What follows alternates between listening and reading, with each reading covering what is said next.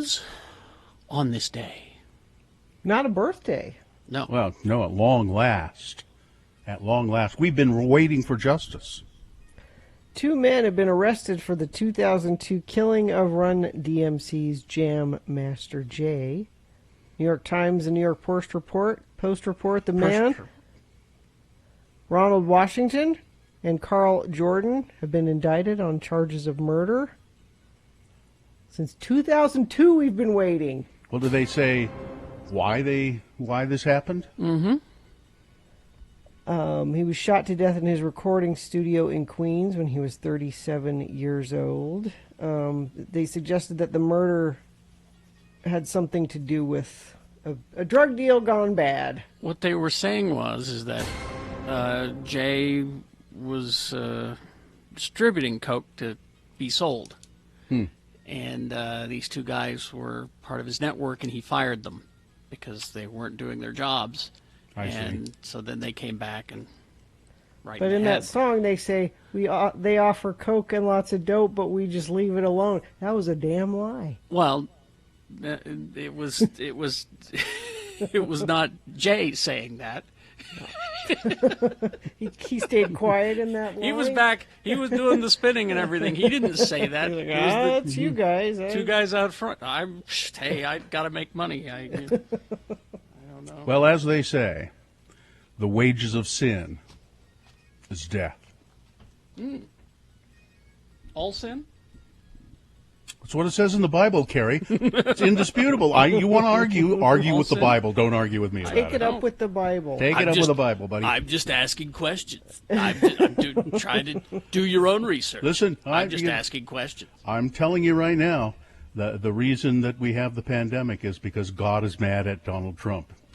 At Donald Trump? Yeah. I thought he was mad at... No. God. Oh. Donald Trump said he was talking to God, and God told him, oh, that's right. things were going really well. Things are going too well, and you keep bragging about it. So that's why we have the pandemic. He said this in public to people. See, I never know when you could make something up, right, and I would believe it. Yeah, and because I didn't hear that quote. He said, "I was talking to God," and God, yes. Was and this God was this before or after he said, "I moved the headquarters to Jerusalem for the evangelicals"? Yeah, the Jews don't even care about it so much. It's the evangelicals that are excited about that. I don't know when he said that. I didn't hear that. He said that yesterday. The same speech. Same speech? In the same speech. Okay, yeah. all right. Yeah, he's talking to God, and because the economy was going so great, and I bragged about it too much. God. This is also the same speech where he said, "Oh, I'm going to win this one, and then I'm going to win the next one because I'm going to get 4 more years after that because deserve a third term, yeah, because they owe me. Mm-hmm. I'm owed a third term. Yep. Yep. Well, it is what it is. Good night, everybody. Good night. It is what it is. It is what it is. But I guess justice for Jam Master Jay's family is a good thing. I suppose. I'm glad they solved that. Or, it's a long court trial, and we'll hear sometime in the next couple of years a resolution of the case, or they'll go free. One of the two. Let's see, 6:07. Let's see, Jam Master Jay. Anything else going on that we know? Nope, that's it for today. See ya. We're done? Yep. Oh, good. That seems to be the highlight of the day. Well, I had a big day yesterday, so I'm exhausted. Day? Well, we sold the Audi, so that meant that my space in the garage was now open. And so I was able to. This was a big day, because the Mini's been sitting in the backyard under a cover for about 6 months now. So I uncovered the car. I backed it out onto the driveway. Yeah. Then I moved it into the garage. You didn't even take it for a drive. You just. Oh yeah, I took it for a drive because it's been sitting for so long. Yeah, I took it to the car wash to get all the cobwebs off of it because even though it was covered, critters still find a way in there. Yeah, sure. So Are you exhausted? I'm Oh, surprised you such a showed big up day. for work today. Such a big day to do that. What about yesterday. how about that cover? Those things are hard to fold up. That must have taken some time. I didn't even try to do it right. I gave up after about 10 minutes. I just went, it can't be done. It's not going to fit back into its original package. It's just not going to happen. Mm-hmm. So I just Like I do with the fitted sheet. exactly. I don't even try. You just do what you can with it, and then put it. Finding a place in the garage, that took a good 5 minutes. You cover your car with a fitted sheet, Gina? I don't get No, that. it's just trying Whatever to fold works. up the fitted sheet. I can't do it. Wad it up? I mean, it's not much of a wad, but it's Well, how does did untidy. the Mini thank you for saying? Yes, she did. Yes, she was very happy to be back in her home. And then I had to explain to her, well, we had to keep the Audi nice so that the resale value, and because I'm not going to sell you, No, I my love precious, you. You're my my precious favorite. little Mini, because you're decorated like a shuttlecraft from Star Trek, and you're a stick shift, and your Bluetooth system is very limited. Your resale value sucks. Yeah, it's true. No one's going to buy this car because of the choices that I made. I had a big day too. I waited for several hours for the garage door opener repairman to come, and he came, and he fixed the garage door. I thought he came last week and nothing was wrong with the door. And He did come last week, and nothing was wrong with the door, really. He'd made a couple of adjustments.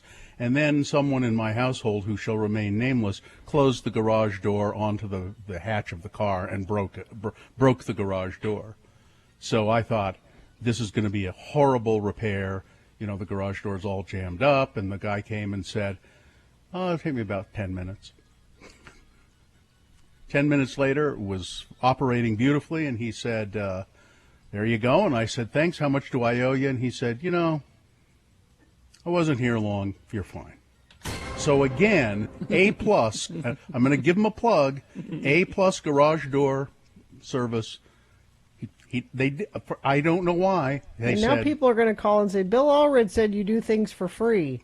I heard on the radio that I don't believe, charge people I for don't things. believe I have paid them money in the past, Gina. But these two occasions, he just went, it's okay. It only took me 10 minutes. It was easy. I thought it was going to be hours the way it looked. So that was my big day, waiting for the garage door opener guy.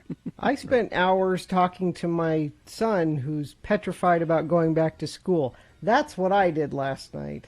That was our Muhammad, night. Muhammad a little apprehensive, eh? Very apprehensive. So are you And going to he's make not him? wrong. Are you going to make him? Well, we're going to talk to the teacher today. We'll start there. And he, with every comeback, he's like, yeah, but that doesn't happen if I stay home. Yeah, He's but right. And he's not wrong. Yeah. So I don't know. I would. We're going to go talk to the teacher today. So Figure something out. Horrible. Yeah. Parents, I know you're all making your own decisions, and some of you don't have room to make. I've not heard one. I have not heard. heard one good story, Gina, about a school district that has opened across the country that it has They're not going gone to do well. stories about good. They do That is stories not- about bad things that happen. They don't do stories about good things that happen. I would think that you'd hear that some places it's gone well. I have not heard any places where it's gone well. None. Well, we'll see. Yes, we will. But we ought to officially begin the show. 877-602-9696 is the number to check in with us if you'd like to do that. Check in with the Radio from Hell show. Tell us what you're doing. This whole school thing. You are facing it, parents and kids. I'd like to hear from some high school kids who are facing going back to school or who have gone back already this week or about to. 877-602-9696. What do you think about that? How are you apprehensive? Or are you anxious to go back? 877-602-9696. Check in with us. And parents, how are you dealing with it with your kids? Talking about, are they scared? Are they wanting to go back? Do you want them to go back to school? Or should we all just stay home for the rest of our lives and just raise little dumb kids? Let's just do that. beginning to look that way. All right, 6:13, we'll take a break. We will be back. Your check-ins coming up, 877-602-9696. Also, Big Boy News and Opinioendo, Utah Word, boners, all coming up today. Stand by. And now a message from the State of Utah COVID Task Force. Hey, since we're going to be wearing masks for a considerable period of time, maybe get some more. Because that way you can have one for every day. Well, you really should have a mask. The Utah guidelines are people should wear masks. They're not mandating it, but please, they encourage you to wear a mask. Also, mental health issues, as we've just been talking about, that's a big deal. It's normal to feel uncertainty and worry and stress. So if you're feeling overwhelmed or struggling with the stress in this time, it's completely normal. So the Utah has added free online mental health screener to help you gauge if you need some extra support. You can see the mental health section of utah.gov to find professional counseling services over the phone or the web. Visit coronavirus.utah.gov for the latest guidance and tips to keep you and your family safe, sane, and healthy. 2020 marriage.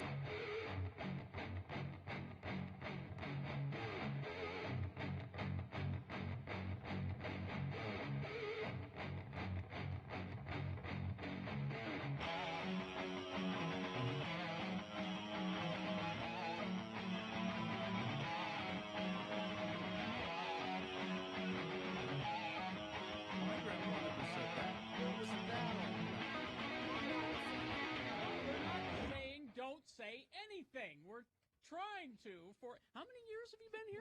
We're trying to still teach you. Please say things. But, wait for a break in the sentence. When someone is in mid-sentence, you don't start talking. I might forget what I was going to say. There is that. There is that. There's an unplanned course change being fed into the instrument, sir. The minute it comes to me. No, Leanne, we're not going to stop being mean to Gina. Go away. I'm not answering that call. Well, no, let me talk to Leanne. Hi, Leanne. How are you? Hi, how are you? Now, Leanne, have you been listening this morning? I have. Yeah, I don't think of being particularly mean to Gina. Well, okay, you guys are always picking on her at some point. You have to be nice to her. Why? I might cry. Yeah, see? I think... Don't make Gina cry. Okay. Leanne, you and Gina are single-handedly putting women's rights into the Middle Ages. All right? You fight like hell for equal rights to work just like the men, and then you get here and expect special treatment.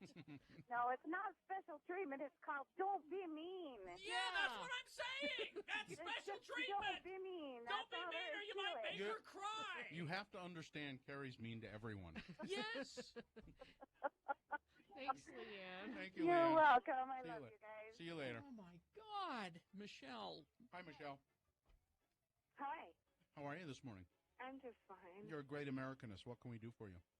I just wanted to tell you to be nice to Gina. That's all I okay, wanted. thanks. I was feeling sad for her. See, you were going to cry for me, No. huh? I was. No. I think I had a couple of tears welling Michelle, up, do and I you thought, think you know that... what? This is wrong. Michelle, do you think women need special No, wait a treatment in the minute. workplace?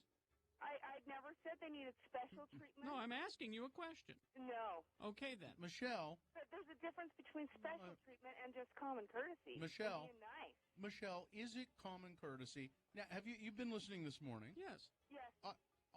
All I'm trying to do is get through this feature. Yeah. And Gina is saying, oh, that's what happened to the...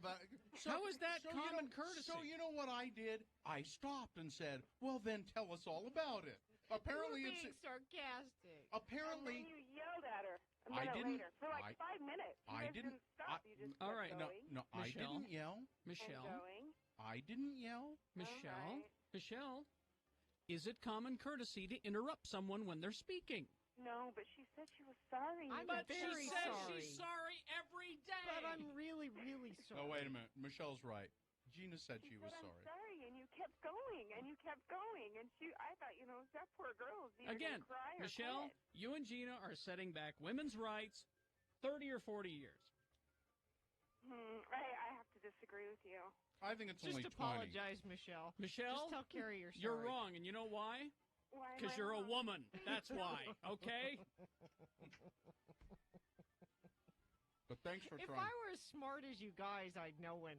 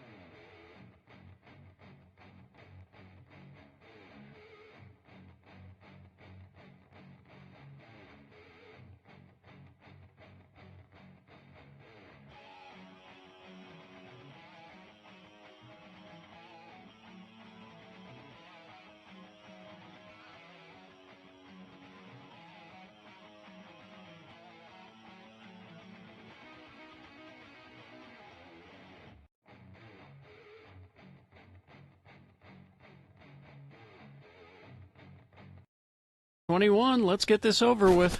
We'll officially begin the program now, and then if you would like to check in with us, and I suggested that perhaps you want to just check in and say something about going back to school, but anything you want. You can talk about anything you want. You can just say hello. We'd like to hear from you.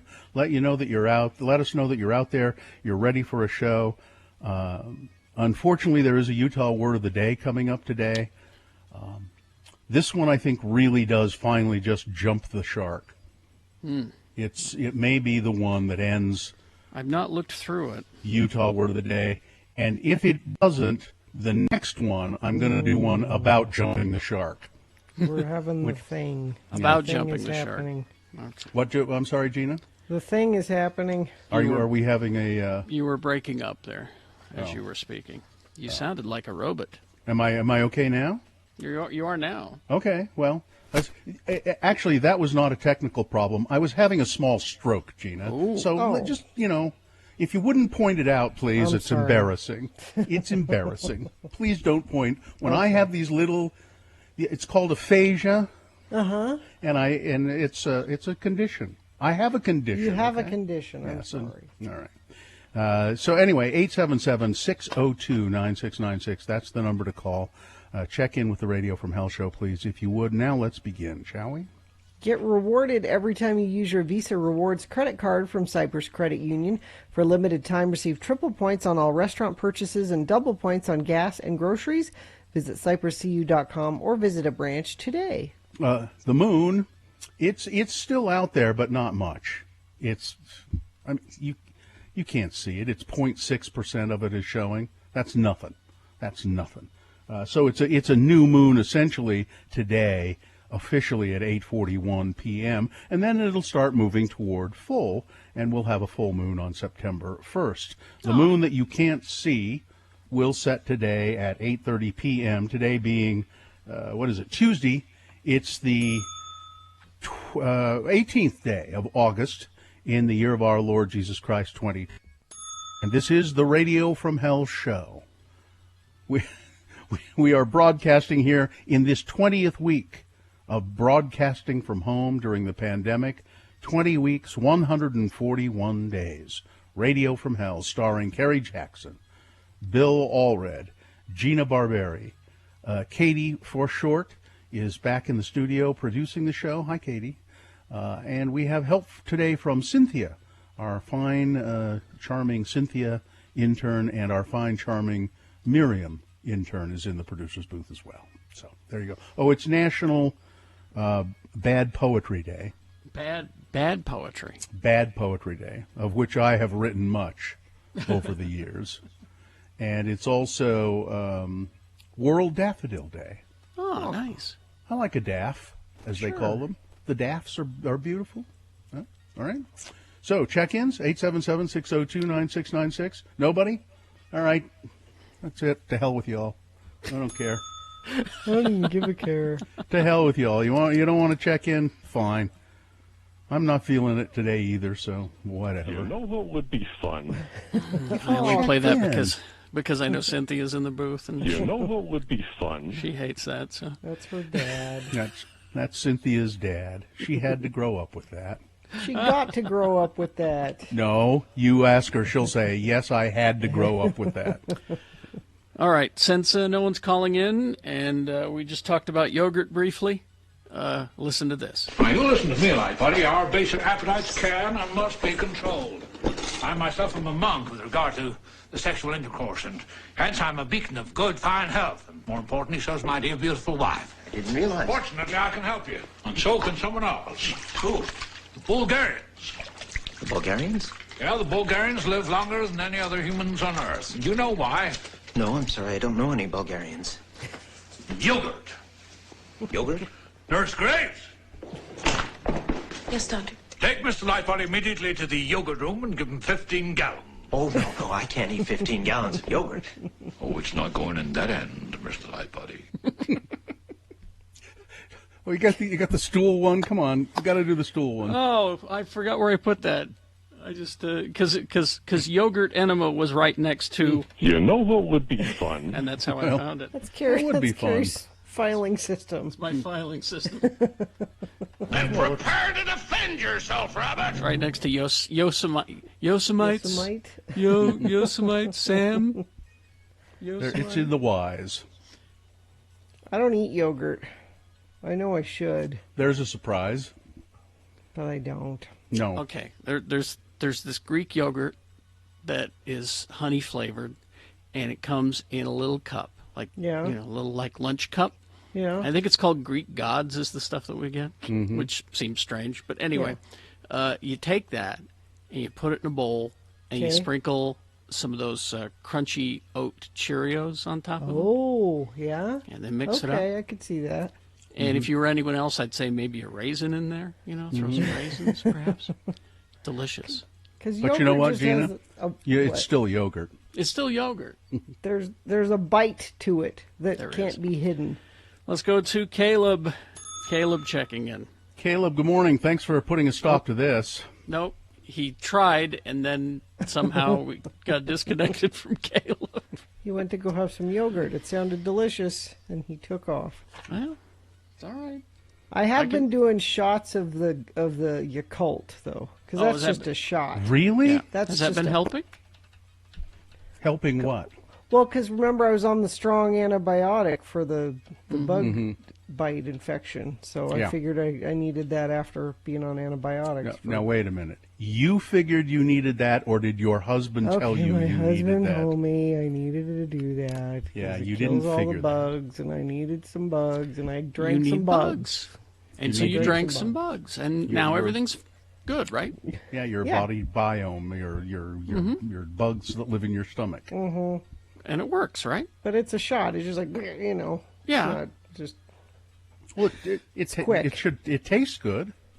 Yeah, they're not bad. Yeah. It's still the same stuff as yogurt. It's that spoiled kind of cultured stuff that you don't like to eat. But it doesn't taste like yogurt. Those Yakults they don't taste bad. And my biome is fine. I know you're worried about my biome. It's fine. As long as we are going to start making that a daily feature, checking Gina's biome. It's either that or a fecal transplant, right? Let's see. Let's measure it today. How is it today, Gina? All right, that's good. I haven't had my Yakult today. We can do that together in a minute. How about that? You can watch me shot. We can't do it together because I don't have any. Well, you can watch. You can witness me doing it. I can watch you do it. We can't do it together. No. That's a different thing. You can watch us at x96.com/live, broadcasting from our homes. And we'll be doing that probably for the foreseeable future. I don't anticipate a time when we're back in the office. But anyway, all that coming up. We got Big Boy News, Full Strength coming up after these. Also, Utah Word of the Day. And your round one of your boners all coming up. Stand by for all of that traffic, Gina, please. Yeah, things seem to be moving well so far this morning. I have no accidents to tell you about. People haven't texted in any accidents, so where are the accidents? Maybe we won't have any today. Wouldn't that be nice? If you do see something you want to share with friends of the program, you can always text it to us 33986, and I will pass it along. All right, so we will take a break. We will be back with Big Boy News after these X96. The music starts at 10 with a 1-hour non.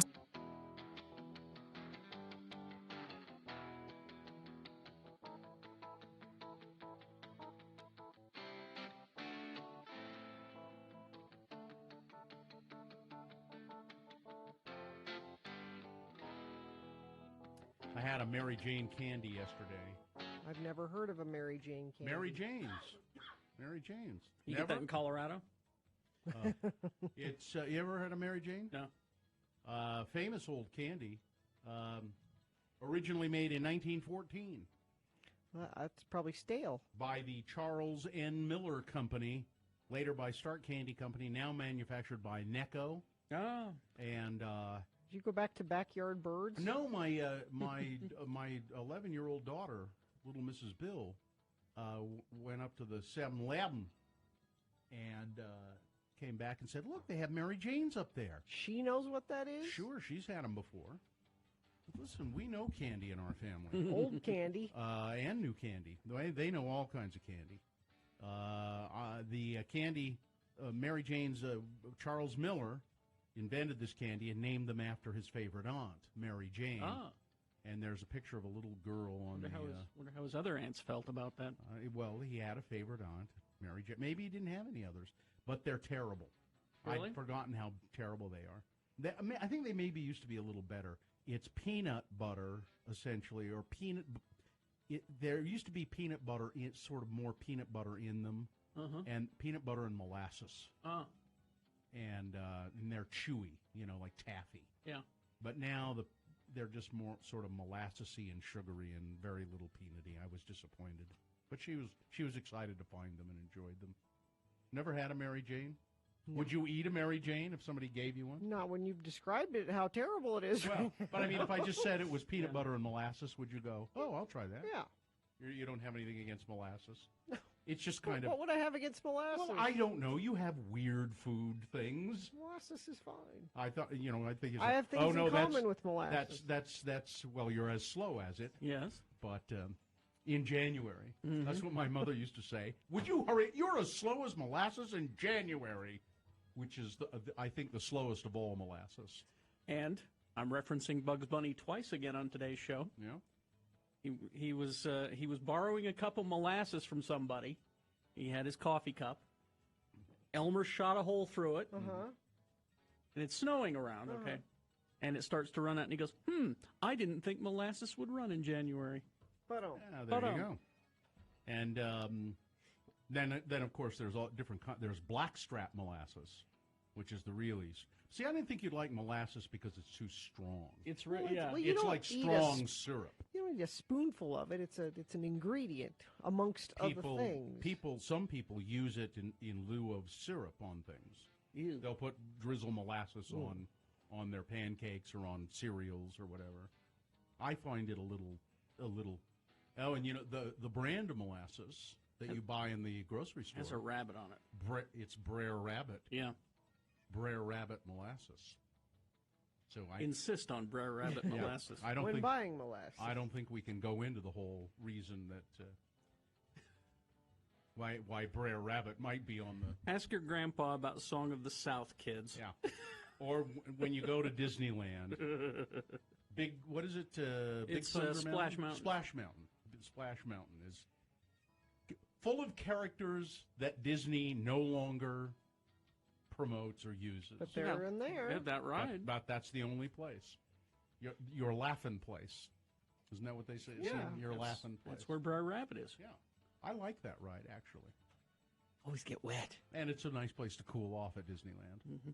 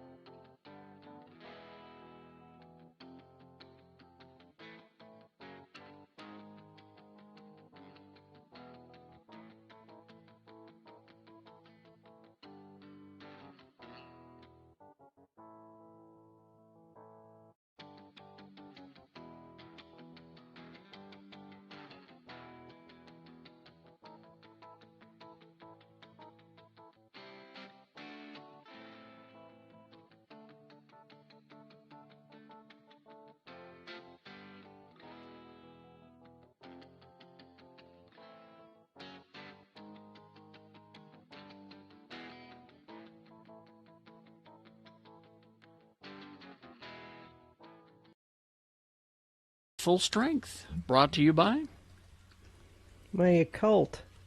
Oh, you're going to do your Let's shot have now? some of that right now.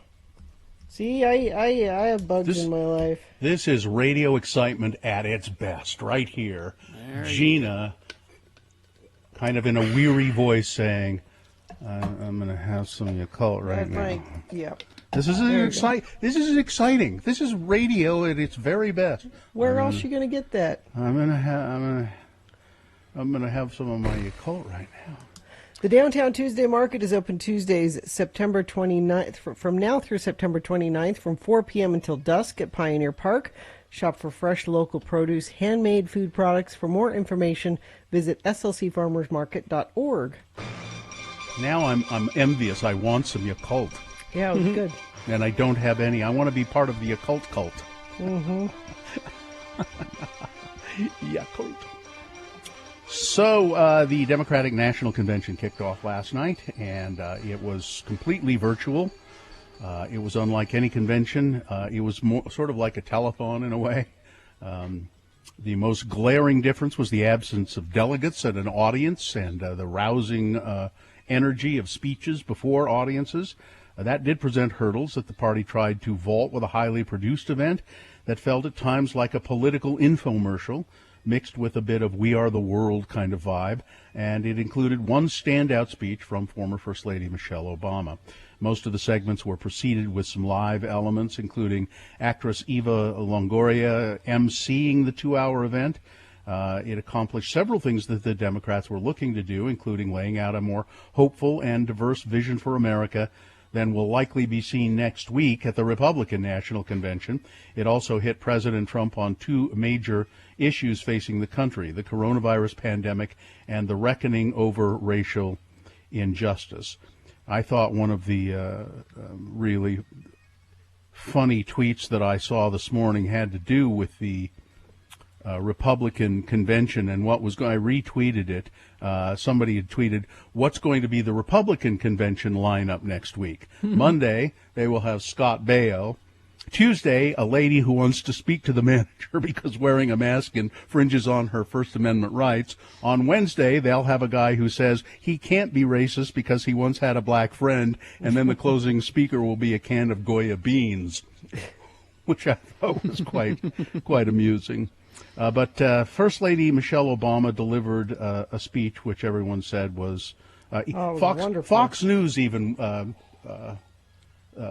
went into her speech and said, no denying it was incredible. Chris Wallace was very complimentary and said she just skewered and flayed Obama or Trump bit by bit, and even people like Dana Perino and those kind of commentators said there's no denying she was incredible. It made me feel better for a minute. I have like 20 seconds of it if you'd like to hear. Yeah. Here we go. Donald Trump is the wrong president for our country. He has had more than enough time to prove that he can do the job, but he is clearly in over his head. He cannot meet this moment. He simply cannot be who we need him to be for us. It is what it is. Boom. That, of course, references Donald Trump using those words to describe his response to the coronavirus when a reporter said, how many, there are all of these deaths, 170,000 people dead from coronavirus, and Trump said, well, yes, it is what it is. Yep, she turned it on him perfectly. She nailed the virtual format. She was seated and comfortable, emotive, and soaring in her delivery. She acknowledged many voters are disaffected with politics. I get that, she said. She hit the seriousness of the moment.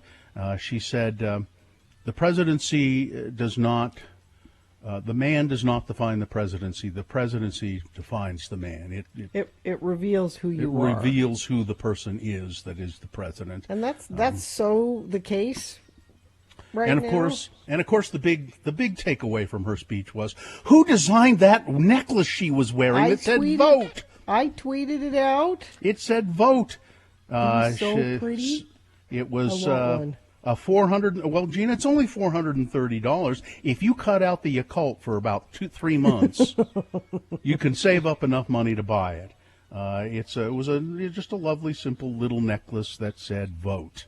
And she made a big point of, and the Democrats are making a big point of, people need to vote not just a little bit. They need to vote a lot. Vote. You need to vote as many times as you possibly can this year. Her speech was just excellent. The Democrats, there were lots of Republicans there saying we're going to vote for Joe Biden. We can't back the president of our. We're Republicans, but we can't back this guy. And John Kasich, who had run for the Republican nomination for president against Trump, he said we're at a crossroads, and he really drove home that point because he was standing at a crossroads. And see, that's right here. It was a little much, I thought, but anyway. Kanye West will be on the presidential ballot here in November in Utah. Don't get in the way, Kanye. So it's too late. He's already in the way. He'll be on the ballot in Utah. And isn't that exciting news? Don't you? You don't know. I don't care. It's not. It's just a couple of things. First of all, I mean, here in Utah, it probably won't make that much of a difference. No, it won't.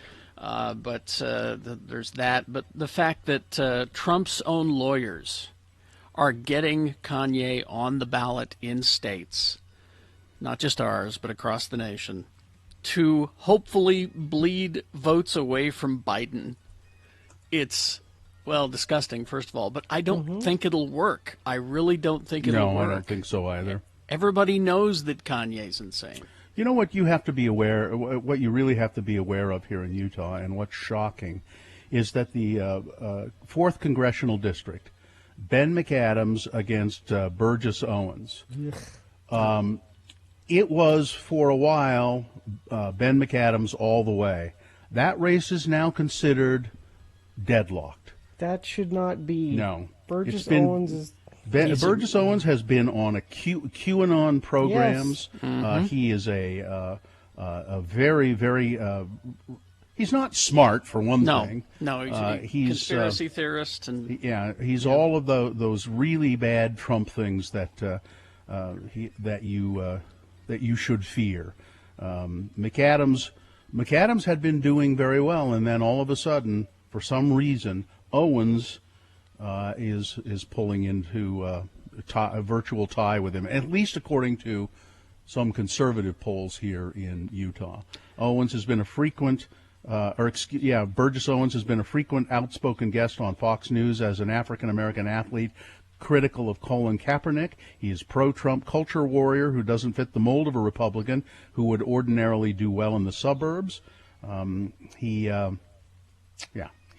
all the things that you don't want. Well, what we have to realize going into this election is that we can't pay attention to the polls. We just have to go out and vote and do the right thing. Because if we pay attention to the polls and we see, oh, Burgess is pulling ahead, I'll just stay home, or I just won't bother. No, you just don't pay attention to the polls. President Trump, at a campaign-style event in Oshkosh, Wisconsin, said, so we have to win the election. We can't play games, get out and vote, do those beautiful absentee ballots, or just make sure your vote gets counted. Make sure, because the only way we're going to lose this election is if the election is rigged. Remember that. It's the only way we're going to lose the election. This is more than this election. That's a big statement. The only way they're going to win is that way, and we can't let that happen. And you know, our post office, we're going to make our post office great. It's been a disaster for many years. We're going to take care of men and women in the post office, and we're going to make it great again. Right now, it's a laughing stock. You know that, don't you? You know that. It's not a laughing stock. No, it's not. So Kellyanne Conway. Oh, boy. She has a daughter who is 15 years old, and her daughter has now gone public and rogue against her mother, tweeting all kinds of things, anti-Trump things, and she's now asked Alexandria Ocasio-Cortez if she can come and intern for her. That'll really make my mom mad. Yeah.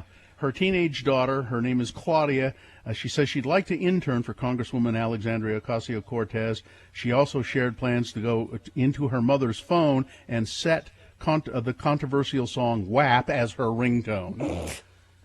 She shared a bunch of stuff. But the thing is, if you look at pictures of her 15-year-old daughter, she looks like a 35-year-old woman.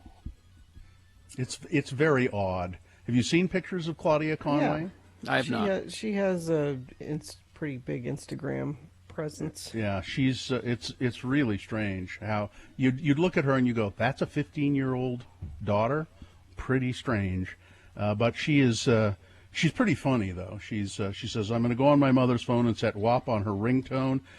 She was referring to, of course, that there's a song by Cardi B and Megan Thee Stallion. Shortly after that tweet, she took aim at her mother for speaking alongside President Trump. You know, life isn't fair when you wake up to your own mother speaking aside a homophobe and a rapist, she tweeted. Wow. She's not pulling any punches. That's some teenage rebellion happening there. Yep. They're warning about rolling blackouts in California. Yeah. So 3 hot. million California homes. The agency running the power grid in California warned millions of homes could be hit by rolling blackouts imposed on Monday to manage overwhelming energy demands caused by extreme heat baking the state for a fourth straight day. Power lines are shown as California consumers prepare for more possible outages.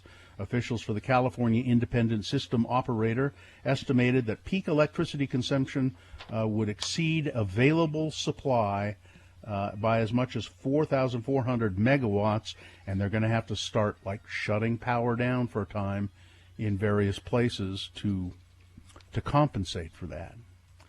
I thought about nominating this for a boner candidate, but on Friday, this past Friday in Orem, a variety of bands, Thunderbuck Ram, Rock Daddy, and more, played a selection of music from the 60s and 70s with covers from Beatles and Jimi Hendrix, Pink Floyd, The Doors, U2, Rolling Stones, and more. Yes, it was Geezer Fest. It was Geezer Fest 2020. Why didn't you make it a boner? This is a boner. Started in 2005 as a backyard concert with a bunch of bands from the Provo area that played together back in the 70s. Geezer Fest organizer Alan Breeze said the numbers have grown since partnering with Orem City in the past 5 years, with a crowd estimated as 1,700 last year. Now, due to the coronavirus, the festival operated under restrictions prescribed by the Utah County Health Department, Breeze said. The festival went on Friday and Saturday at Orem City Park. Masks were given out to anyone. So they did it fairly safely, but just the fact that they had something called Geezer Fest was just a little. I am tired. Yeah. I can nap many times as I can. Yeah, not one bit. Yeah, I feel like that. That could be me. Well, you seem like that today. Mm-hmm. With your Yakult, I thought you were going to fall asleep before you got the bottle to your mouth. Yep. Were you up too I late? am tired. I told you. I was up. Well, you said you were. Assuaging fears.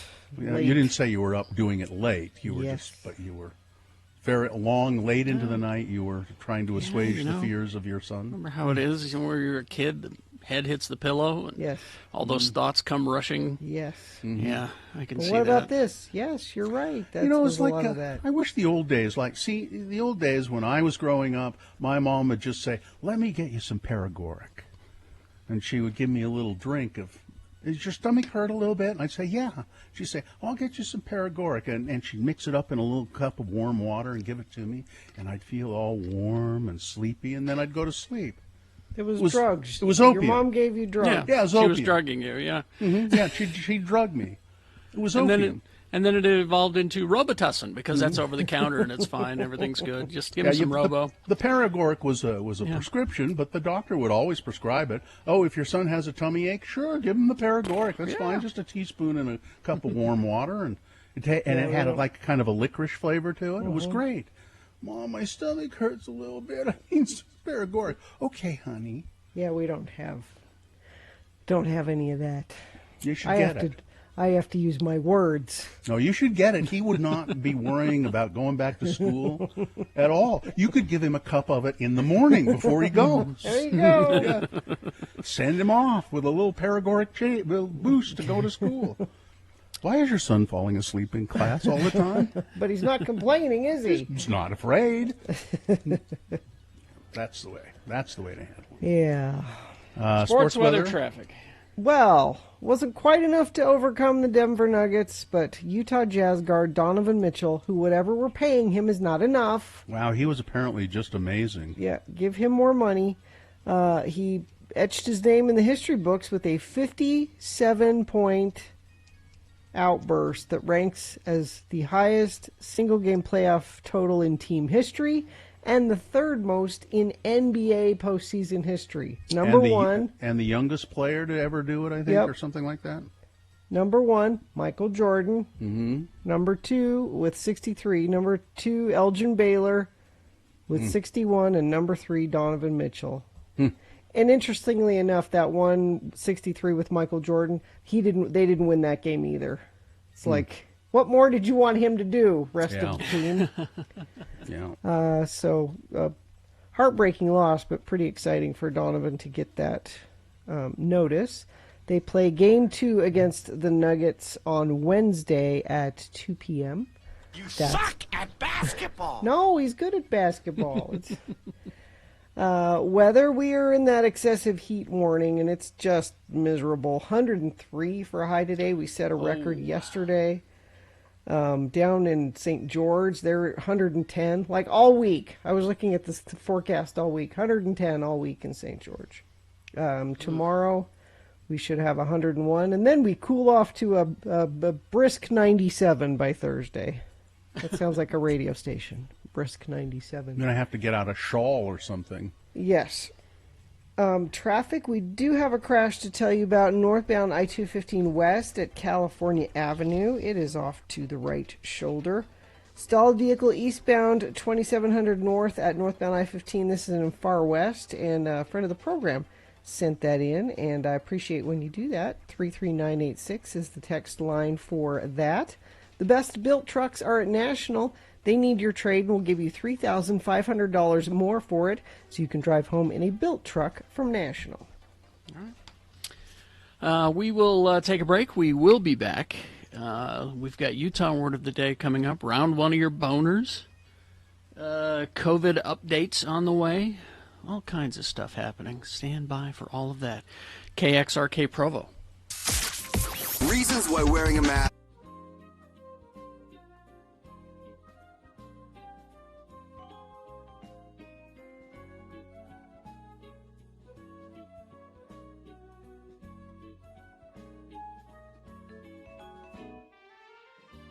It is the 23rd century. Humans have left the lowly confines of planet Earth and have sought their destiny among the stars. While many things have changed, one constant remains: the need for young men to venture forth and do the work of the Lord.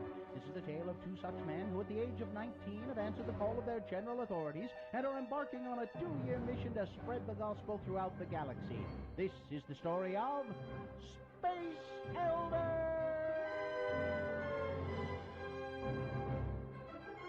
Today, we join our elders as they are drawn to a mysterious, uncharted planet. Are you sure the weird booming voice in your head said that this was the planet? Yeah, this is the place. I'm getting no signs of life on this planet anywhere. Just some weird power source in a cavern well beneath the surface. Well, we better check it out. Wow, cool cavern. Hey, Lehi, look. Lava lamps. Keen, huh? Hey, Butch, you shouldn't mess around with stuff that's not ours. Put me down. Who said that? It came from the lava lamp. That is not a lava lamp. It is my receptacle. I am Calgon. Welcome to our world.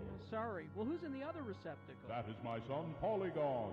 We have resided here for 50,000 years, waiting for someone to come. Hi. I'm Elder Christiansen, and this is Elder Jensen. Hi. We represent the Church of Jesus Christ of Latter-day Saints. You know, the Mormons. And we heard you call, and we're here to offer any assistance we can. How did you guys end up in these receptacle thingies anyway? We were a proud people, so technically advanced that we would be considered gods by your standards. We could have made an operational hyperbike the size of a walnut. Oh, that'd be cool. Wouldn't be very useful, though. Centuries ago, our world was ravaged by war. We saw our own destruction and designed this cave to ensure the survival of our species.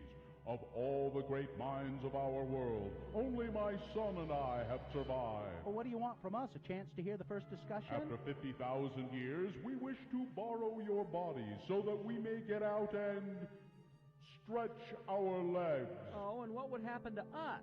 You would occupy our receptacles during our short stay in your bodies. Oh, hey, no way. How do we know you guys even have legs? Come on, Butch, it'll be fun. Besides, we're here to help people. And what guarantee do we have that you won't leave us stranded in these receptacles for the next 50,000 years? I promise. Cross my heart. Well, we'll have to take your word for that. Okay, we'll do it. Oh, Father, I had forgotten what it was like to breathe the air. We have been in the receptacles for far too long. Yes, my son, far too long. I can't wait to have a cup of coffee. Not in my body, you don't. And I want to get a Slurpee and give myself brain freeze. Oh, I hate brain freeze. Hey, time's up. Get back in your receptacles. Have Butch and Lehigh been cheated out of their bodies? Could our elders baptize a receptacle? Are they waterproof or do they float? Will Lehigh's body get its first taste of coffee? Can Butch survive a bad case of brain freeze? Tune in next time to hear Calgon say... Well, my son, we gave our word. It is now time to surrender their bodies and return to our receptacle. No way! I haven't even gotten to play Nintendo yet. You just want to give them back their bodies because I got the good-looking one. Oh, how true. On the next hip-dislocating episode of Space Elders.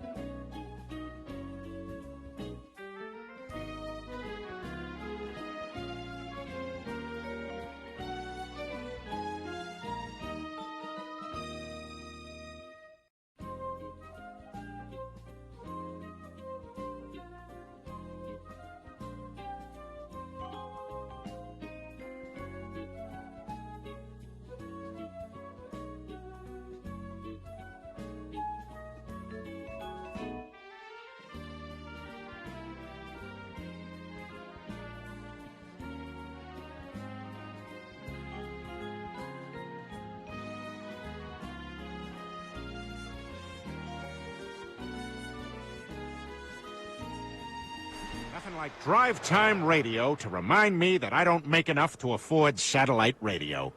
Hey, you're listening to WQHG 97.1, and we are Devin and Lawrence, formerly known as Weenie and the Butt. That's right, Devin. Those nicknames no longer fly ever since several women came forward with allegations of sexual misconduct against each of us. Devin and Lawrence. Sexual misconduct, 97.1.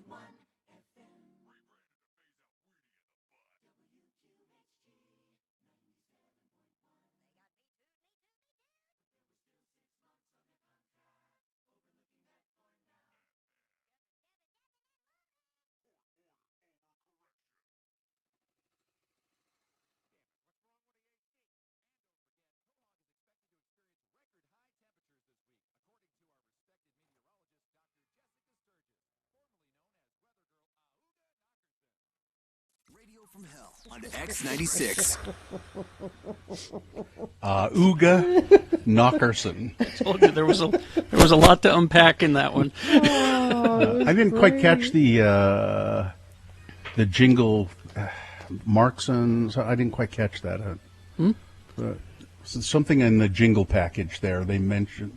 We need a jingle package. I want old timey Radio from Hell jingle package with the singers. Radio from Hell in the morning. No, you don't. Yes, I do very much. No, you really don't. Carrie, come on. I don't. How much would it cost to get something like that put together? I know would love that. A lot. There are companies who still do that because there are still stations that think that that's a good idea. Yeah, and Gina. We'll just get Nick Davis to do it. It's fine, guys. He You can think- harmonize with himself. Yeah. What? Okay, Really? Nick? Oh. Nick, that's your job. He was gonna do some sounds for us with that thing that he brought in that one time, that musical instrument that was like a guitar that you blow into. Yeah. A harmonium. Yeah, something like that. Nick, I want some singing jingles. So Gina wants Radio that. from He'll be here tomorrow. Tell him this. Do you want that, Carrie? Well, what about? I mean, we could do a combination platter. Let's get some singing ones. The poo-poo platter. But let's also get some that are shouts, called DJ shouts. And I used to hear those on like sports radio, and it's just like a bunch of people saying the host's name almost aggressively. Like the one that I hear, because I listen to Buzz Burbank, who used to be on with Don and Mike, and he does a podcast, a weekly podcast now that's just news. And his real name is Mike Elston. And so he was working at a station where they wouldn't let him be Buzz Burbank. He had to be Mike Elston. And so his shout package went like this, and it's really frightening. Mike Elston!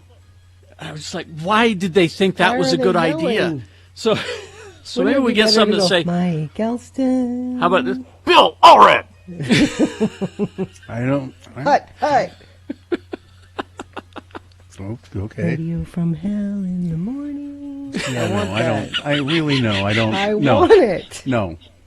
I must Gina, have it. go to a land They're where at home, but they will don't let sound you. like they are. Radio from hell is broadcasting from home. Live from their houses. I'm just going to take all of these little bits, put them all together, and boom, we have it. Right there.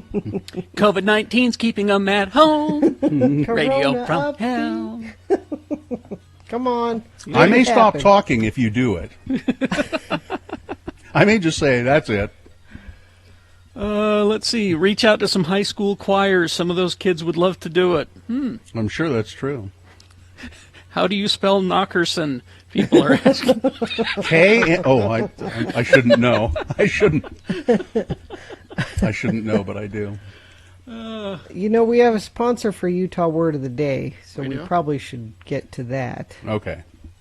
Because the nice folks at Ran Life are paying for it. Okay. So summon up a little energy here and tell us about it. Ran Life, your local mortgage experts, their knowledgeable team can... Here's how it's written. Okay. Their knowledgeable team will find you the lowest fetching rates available. Can will. Yeah. Mm-hmm. Well, we fix that, Katie? Use one of those words, please.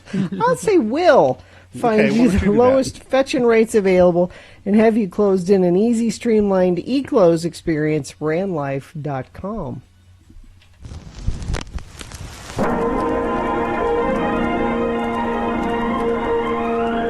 It's often said that people of Utah speak a language all their own. It's a language that's often confusing and even incomprehensible to newcomers here in the Beehive State. So, Radio from Hell presents a handy guide to help everyone understand how the natives speak. It's the Utah Word of the Day, and today's word is... Sephora. Sephora. Sephora. This word was suggested by a Radio from Hell listener who goes by the name Lectric Arlen in his or her, I suppose, email.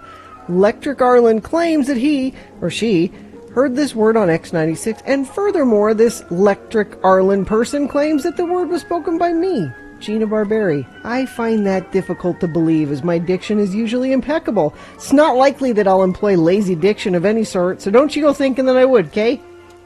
If you want to send in some Utah words, by all means, feel free.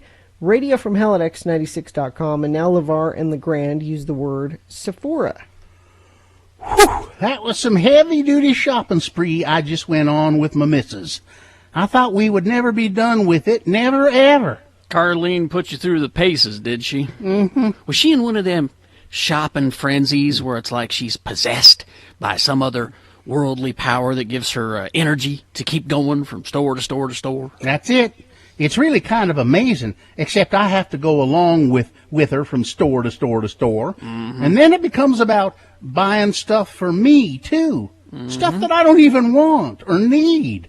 Am I ever going to have occasion to put on a lavender shirt with frilly cuffs or a ascot, for hell's sake? I mean, I don't even really know what an ascot is, but my wife said it looked good on me with my new shirt, so there you have it. Yep, that's the shopping frenzy. I've seen it, I've lived it, and it's tiring, ain't it? I mean, you just find yourself going from store to store to store, trying a few things on, but mostly watching your wife try things on and ask you if you like them, and then ignoring whatever you say about them, yay or nay. That's true. I used to be able to get away with this. I'd say, well, how do you like it, Carlene? Do you think it looks good on you? Oh, no, Carlene is on to that. Now she'll say, LeGrand, I want your opinion. And so you say, well, I think I like that on you. And she'll say, Even if the color brings out the yellowness of my skin and makes me look sick, you think I should wear something that makes me look like I got jaundice? I know. I found the best way to avoid all of that is to just not be around when you can sense the urge to go shopping has come upon your wife. I mean, you got to look for the signs. If she says things like, I don't have anything to wear. None of my clothes seem to fit right. That's when you remember that you made an appointment to get the oil changed on the car, or that you promised your friend LeGrand that you'd help him haul some stuff to the dump. But what's did is did this time. It's over. You can't make up an excuse and not go next time. Except I already agreed to next time, which is today. For heck's sake, why? Why do you have to go back? Because when we got home, I said, "Whew, well, that's done." Yep, says Carlene. Except for a couple of things I forgot. Except for a couple of things you forgot, I says. Except for a couple of things like what, for hell's sakes? Except for a couple of things at that makeup store in the mall. I need you to come with me while I try on the lipsticks at Sephora. Join us again some other time as we examine how the Utah natives speak with the Utah word of the day. That's a real long way to go for no payoff, you know? It's just really a long... Radio from hell never pays off. What? That's a real long fetching way to go. Never pays off, 96.3 FM, Salt Lake City. The conversation was, by the way, this person who emailed said you used that word, you were talking about being afraid of snakes. And you wouldn't be around snakes at all, except for a time when you had creature encounters to your house. Except for a time we had. Except for a time. And that's the way you said it. That's a perfect Utah word of the day. According to Electric Arlen. Except for a time. Yeah. I support that. I don't think you really said that. I think your diction is much better than that. Or maybe you'd been up all night consoling your son. Maybe I was just being silly. Maybe it was that. That could have been that. Is that it? It happens. Anyway, I don't know. I sit there and I go, how do I? What? It worked. Why are you second guessing yourself? That worked. I don't know. I don't know. I just when I hear them back, I just say to myself, what? I don't. Until Todd says he's tired of them. That's true. You do it for Todd. Mm-hmm. Well, that's true. I don't think you can stop until Todd says, okay, that's enough. Okay.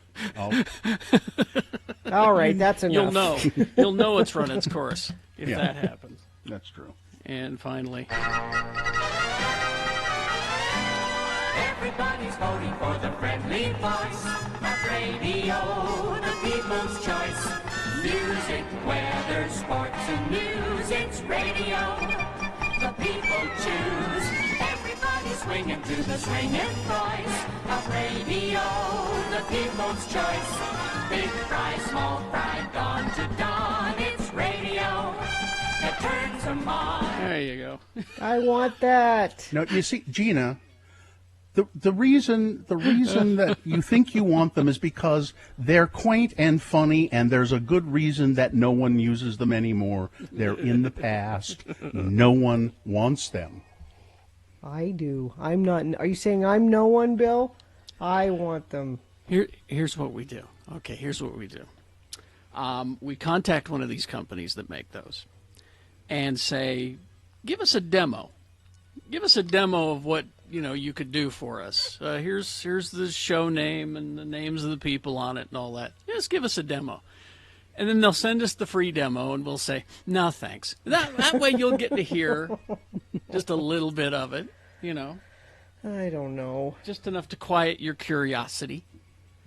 Did your dad have those? I'm sure he did at Call. Yes. Didn't they have those? Yes. Tom Barberi. In the morning. Yeah, you don't. I'm telling you, you don't. You think you want that. I know I want it.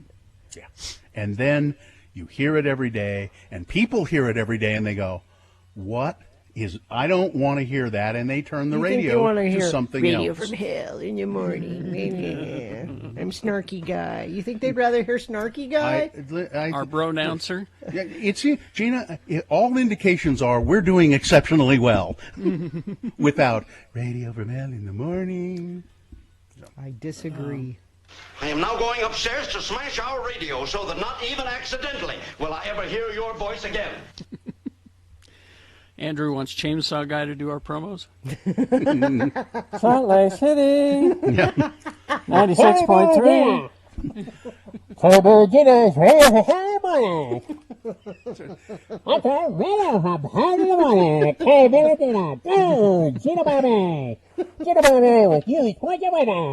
That's right. The voice of the world, the sound with the beat. Yes. 96.3 is neat. Yeah, It's that'd be- real neat. The sound that sets you tapping your feet. Radio. From Hell 96.3. The sound of year-round pleasure. The Chainsaw Guy. He'd be real aggressive, you know. That's right. And now, here's with Gina Bob. Oh, you're too close, Chainsaw Guy. You're too close there. All right. Traffic, Gina, please. Crash northbound I-215 west at California Avenue in Salt Lake. It is off to the right shoulder, and that is the only accident being reported. Do you want to report one? You can. Text it to us, 33986, and I will pass it along to friends of the program. During the month of August, Scott Hale is offering a $39 AC tune-up. Call Scott Hale, 801-264-HALE. All right. Let's see. Oh, we have boners coming up, right? Mm-hmm. Round one. And here are the candidates you will be considering. Boner candidate number one, they go on vacations, and then they come back a female. Boner candidate number two, be careful with those Zoom meetings. And boner candidate number three, it was hate speech and a really good tip. All right, we got boners round one, big boy news, all coming up after these. Stand by, X96. Stay and play.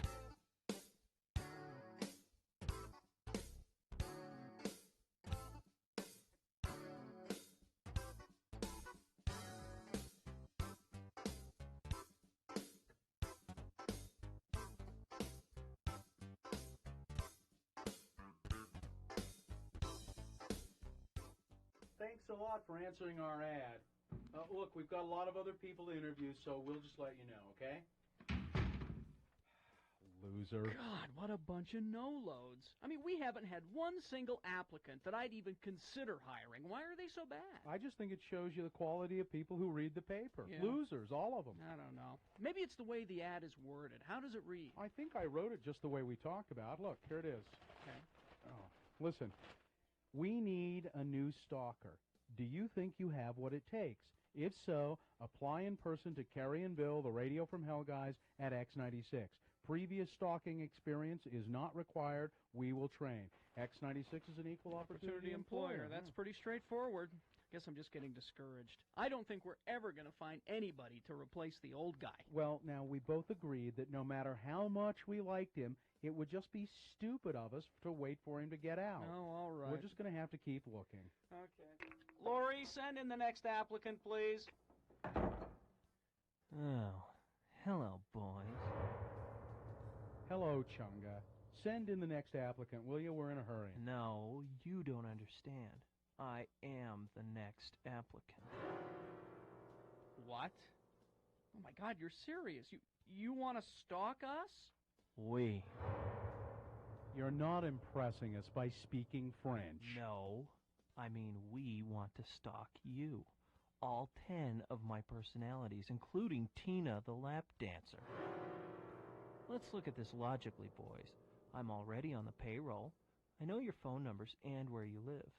And I can gut and skin a rabbit in less than 2 minutes. And you guys probably don't know this, but I've seen both of you naked.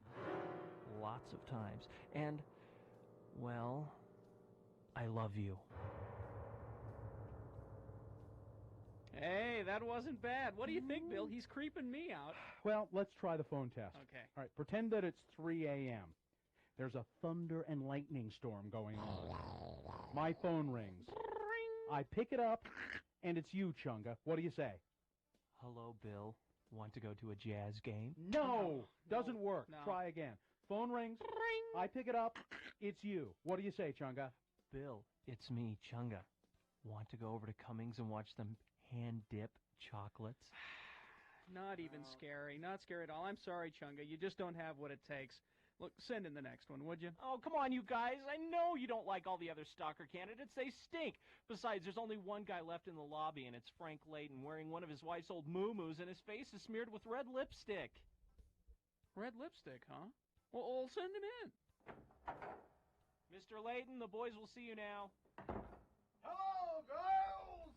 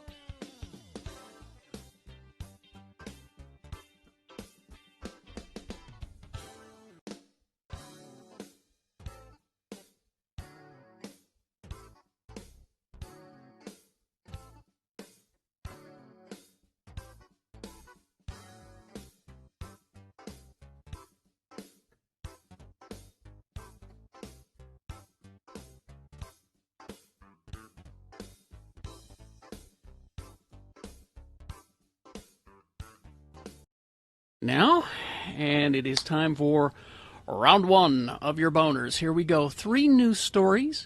These are examples of bad, stupid, funny human behavior, and you will decide with your votes of these 3 candidates which one is the worst, which one deserves to go forward to boner fight and possibly become boner of the day. If it wins here, it secures a spot in Boner Dome. It's not boner of the day yet. Round 2 comes up at 8:20 with 3 different candidates. We'll get a winner there as well. And we'll take the winner of each round and put them against each other for boner fight. That happens at 9:20 this morning. That's when you decide boner of the day. Right now, you got to pick your champion for round 1. Here we go. 2 candidates now. A third after the news. Once you've heard all 3, then you will vote. One of you lucky random boner voters will receive I can't buy it, gotta win it, Radio from Hell boner t-shirt. Here's boner candidate number 1. Is that microphone volume good now? Mm-hmm. Is that good, Katie? Mm-hmm. Boner candidate number 1. They go on vacations and they come back a female. Bob Good, a self-described biblical conservative. Oh, boy. Who is the Republican nominee for a House seat in his conservative Central Virginia district, is hoping to rally clergy members with meetings this week attacking a new state law prohibiting discrimination based on sexual orientation and gender identity, which he characterizes as an assault on religious liberty. And in at least one of the invitations directed at clergy members and Republican county leaders, which was obtained by the New York Times, the organizers of the event make clear that they intend to leverage anti-LGBTQ sentiment in the district to generate enthusiasm for Mr. Good's candidacy. Really? Quote, "What happens when a male member of your congregation goes on vacation and then returns 4 weeks later as a female, the invitation said, adding, what do your church bylaws state regarding a man dressed as a woman who attends a church function and expects to use the woman's restroom? Is this a big problem? It's not a big problem, and it's none of your business. I beg to differ with you, ma'am. The offensive language about transgender people came in an invitation signed by Travis Witt, a former Virginia Tea Party official, who identified himself as the Faith Coalition leader for Mr. Good's campaign. The subject heading the invitation was, when a man becomes a woman. Mr. Good's campaign has scheduled a series of 6 Virginia Liberty Summits for pastors in 3 cities to discuss the new law. Yep. This just reminds me of... say, so? This doesn't affect you at all, sir. It just reminds me of Mayor Quimby's anti-bear campaign. You know, he told people that there were bears and there weren't bears, but he managed to get everybody behind him because there's bears. They go on vacation, Carrie, and they come back female, then they want to use the church bathroom. How many? A dozen? How many? And then, if they do, so what? Are you trying How does this hurt anybody? I, as a man, do not want to walk into a bathroom and see a woman in a dress who's a man. Well, I'm getting confused. I'm pretty sure that's not going to happen. I'm, as a matter of fact, I have a rock that I would like to sell you, and if you keep this in your pocket, this rock keeps those people away. I'm just using some magical thinking. You're trying to confuse me right now, talking about bears and rocks, and that's a different matter.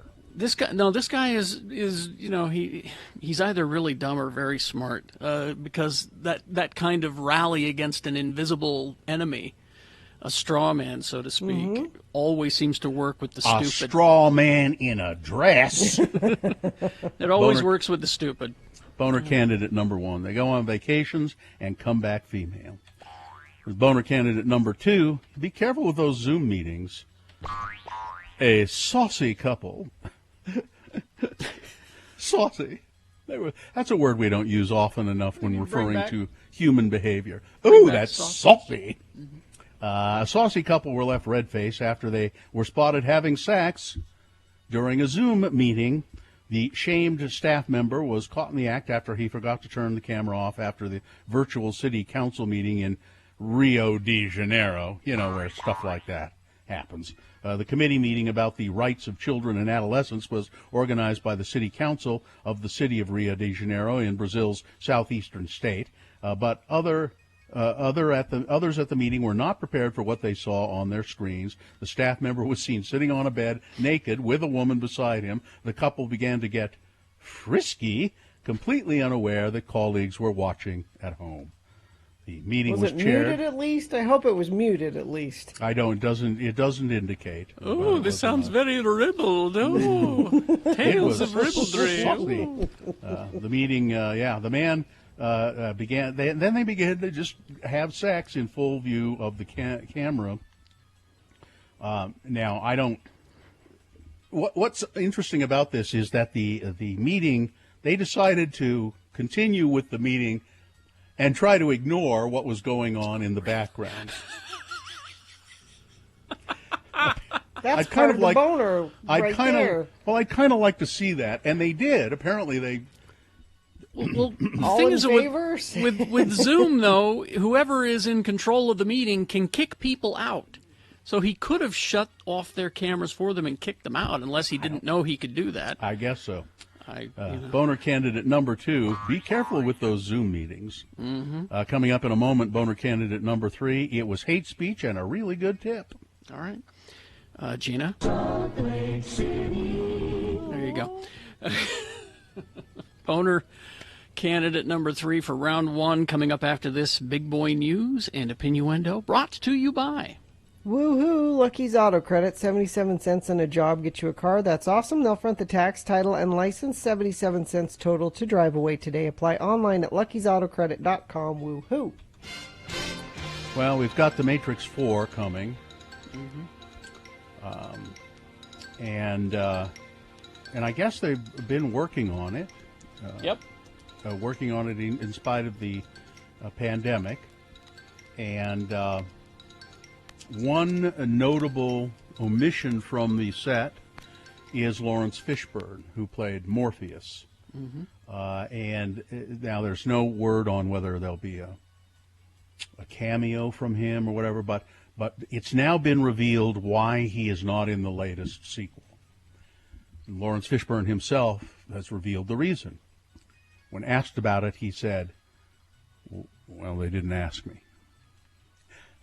They didn't ask me to be in it, so that's why. Well, but if we don't know what the story is, maybe it will make sense why he isn't. It might involve something about his demise. But that's all he knows. So why aren't you in it? Well, they didn't ask me to be in it, so I'm not.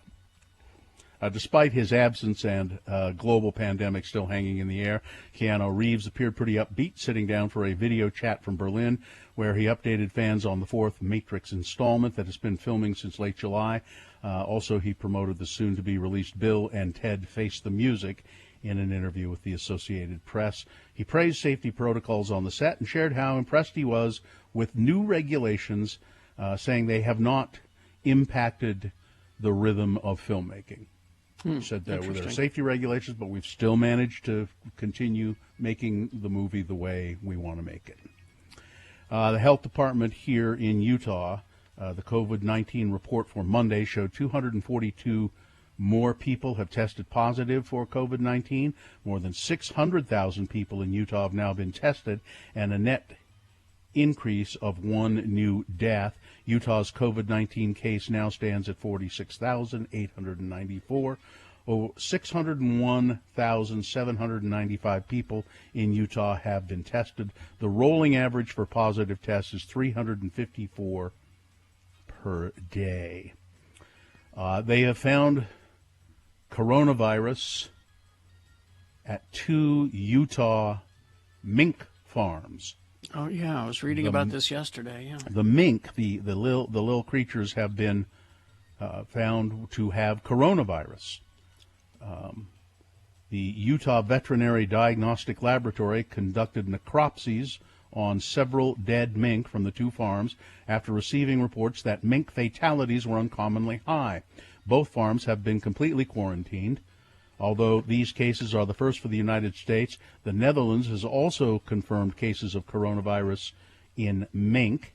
Both mink farms, which were not identified, reported COVID-19 cases in their staff members. I don't know if people realize that Utah and Morgan County, they have mink farms, and the largest mink producers in the country, and in perhaps one of the largest in the world.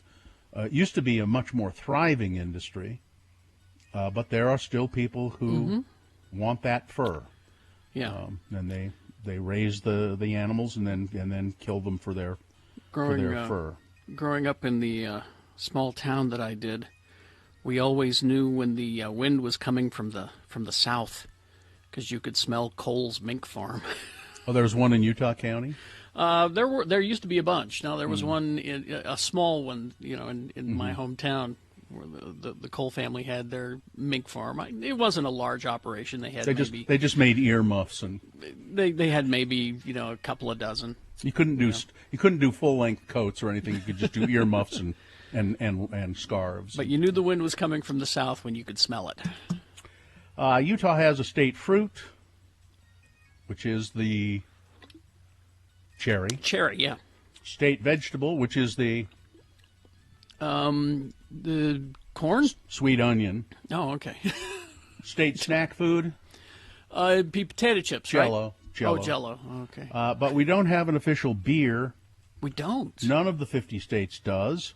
Still, an advertising campaign aims to make Budweiser the official beer of Utah, complete with its own red, white, and blue commemorative can, which would include Delicate Arch, snowboarding, the Capitol, and the Salt Lake Temple.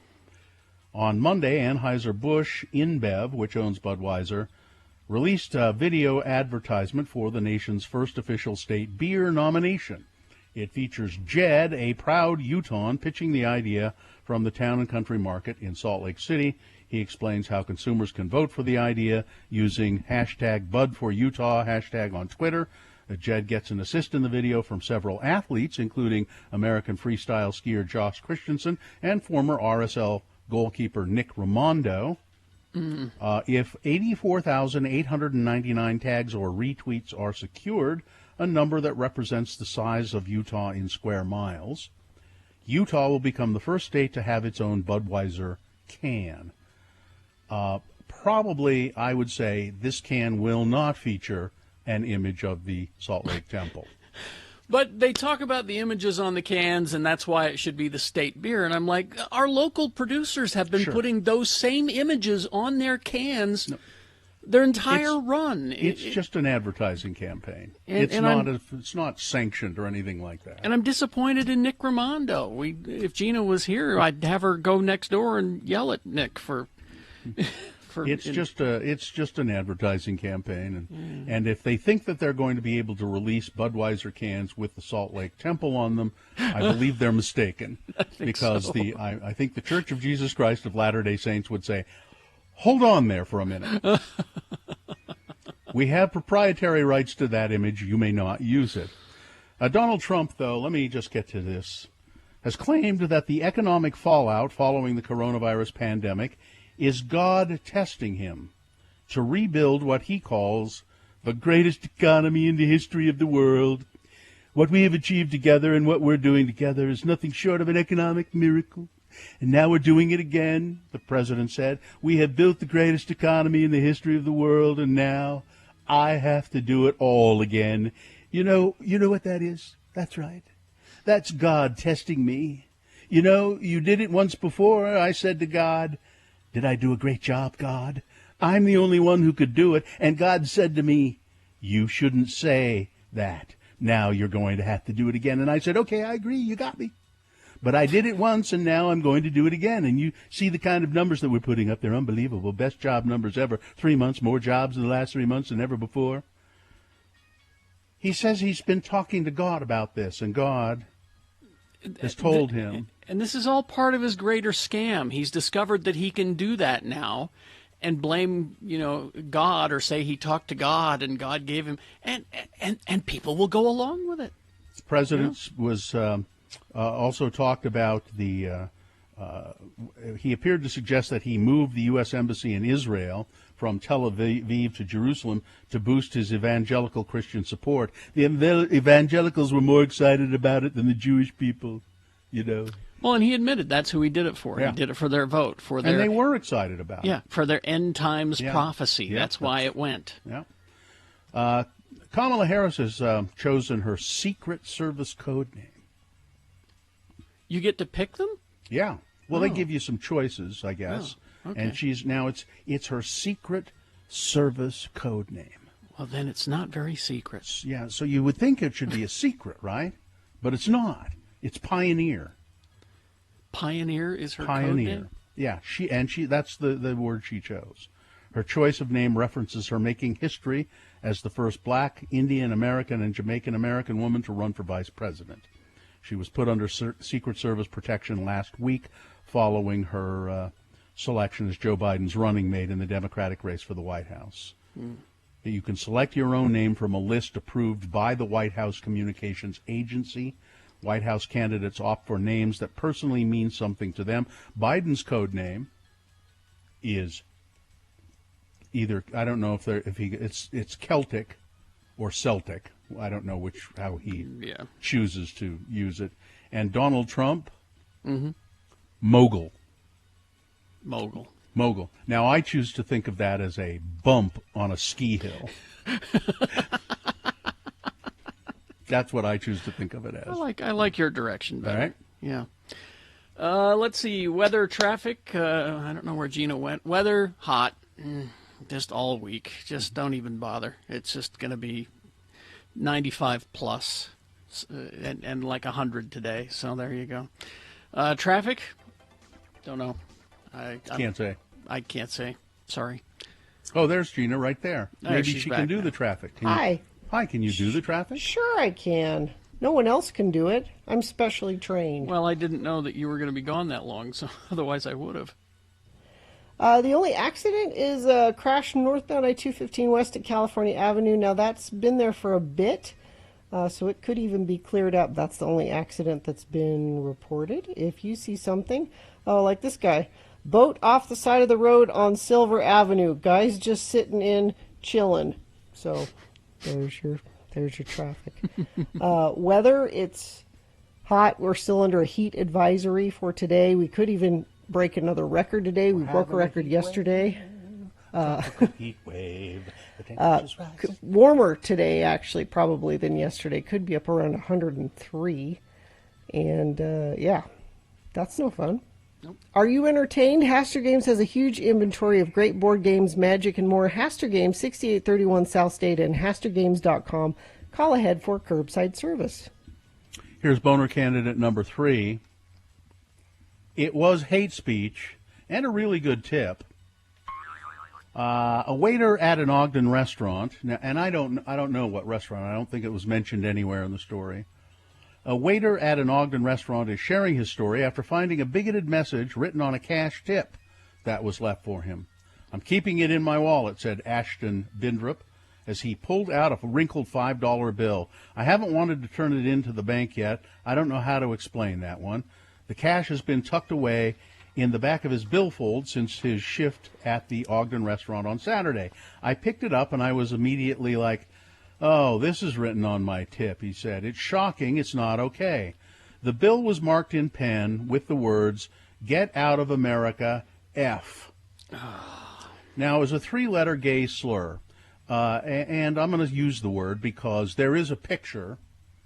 He shared a picture of the bill, and it's clearly written on there. You can see it, and it was in the story. 'Get out of America, fag,' it says on it. The message contained that 3-letter gay slur. He said it was left by 3 adults, all of whom were wearing Trump 2020 hats. Of course. Looking back on his interactions with the table, Bindrup believes the group deliberately wrote it on his tip.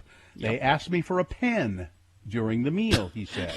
They paid with a card, but it was an all-electric system, so there was no receipt, and that's why I thought it was odd when they asked for a pen. I think if anyone got it, they would think it was hate speech, he said. Shocked by the encounter, Mr. Bindrup posted pictures of the bill to social media, writing, "Today I experienced targeted hate." In the state of Utah, there are penalties for hate crimes. However, written speech is only considered a punishable offense if there's a threat of violence.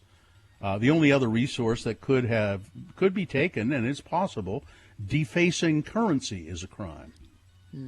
According to the U.S. Code, anybody who defaces currency could face 6 months in jail. And he's thought about maybe pursuing that. He says, "I wish they had said it to my face, though. I'm not quick to anger or quick to be offended, but I don't know. You have to think about that kind of hate. You have to wonder, how does somebody get to that point? They actually tipped me really well, though. It was only a $22 bill, and they gave me a $5 for a tip. So that was like a 27% tip." It was hate speech and a really good tip. Boner candidate number 3. All right, let's review the first 2 and vote. Boner candidate number 1, they go on vacation and they come back female. It's a Virginia House candidate campaigning by attacking. He's saying that men go on vacations and come back as women and then go to church. It doesn't make any sense. Yeah, Boner candidate number 2, be careful with those Zoom meetings. A Brazilian couple caught having sex on a Rio council meeting, a Zoom call after not turning the camera off, and part of the boner candidate has to be is that the participants in the meeting decided to just continue and try to ignore the sexual activity going on. And boner candidate number 3, it was hate speech and a really good tip. Okay, here we go. You've got to decide. Of these 3 candidates, which one is the worst? Which one deserves to go forward to Boner Fight and possibly become Boner of the Day? If it wins here, it's not Boner of the Day yet. It'll face off against the winner of round 2's voting. Coming up at 8:20, we got 3 different candidates. We'll get a winner there as well. We'll take the winner of each round, both of them, and put them against each other at 9:20 this morning.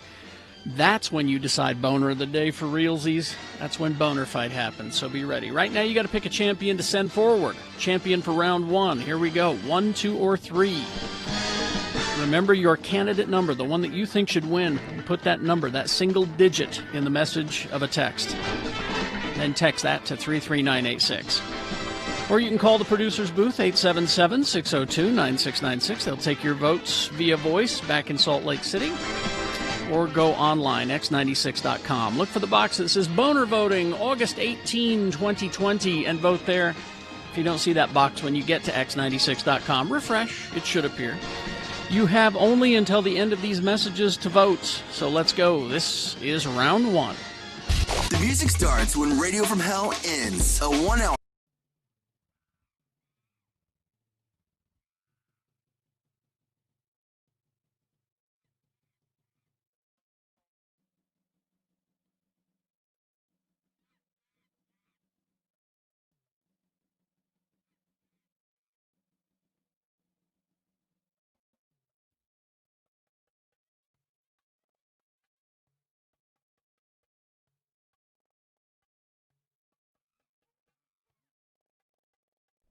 It is the 23rd century. Humans have left the lowly confines of planet Earth and have sought their destiny among the stars. While many things have changed, one constant remains: the need for young men to venture forth and do the work of the Lord. This is the tale of 2 such men who at the age of 19 have answered the call of their general authorities and are embarking on a 2-year mission to spread the gospel throughout the galaxy.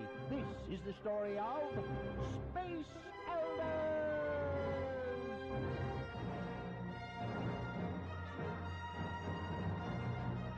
Today, we find our beloved missionaries knocking on the door of a sand crawler on Tatooine. Man, this thing is huge! Who ever heard of a camper being 100 feet long and nearly 60 feet tall? Well, it's not really a camper. It's more like a mobile home. An entire tribe of Jawas call this sand crawler their home. Well, I guess we better introduce ourselves before they decide to move on. Hi there. I'm Elder Christiansen, and this is Elder Jensen. Hi. We represent the Church of Jesus Christ of Latter-day Saints. You know, the Mormons. And we was wondering if you had heard of our church and if you'd like to know more about it. Lehi, I think my universal translator in my name badge is broken. Could you tell me what the little guy said? Well, I didn't understand him either. Oh no, our translators must not be programmed for Jawa. Now we'll never be able to bring them our message of salvation. Excuse me, sir. Perhaps I could be of some assistance. And I suppose that you speak Jawa. I am a protocol droid, programmed in over 3 million forms of communication. And I suppose that one of those over 3 million forms of communication is Jawa? Oh, Jawa's like a second language to me. You be quiet, R2. I do speak Jawa like a native. Well, then, if you wouldn't mind, could you tell us what they're saying? Talk to them. Utna Bak Chala Elders? He says that they want your hyperbikes. Well, you tell him that we need them to do our missionary work and that we would really need to be going soon, too. Kala Chuk Nakda Zula Tem. Elders Lokta Nimboshan. Oh my.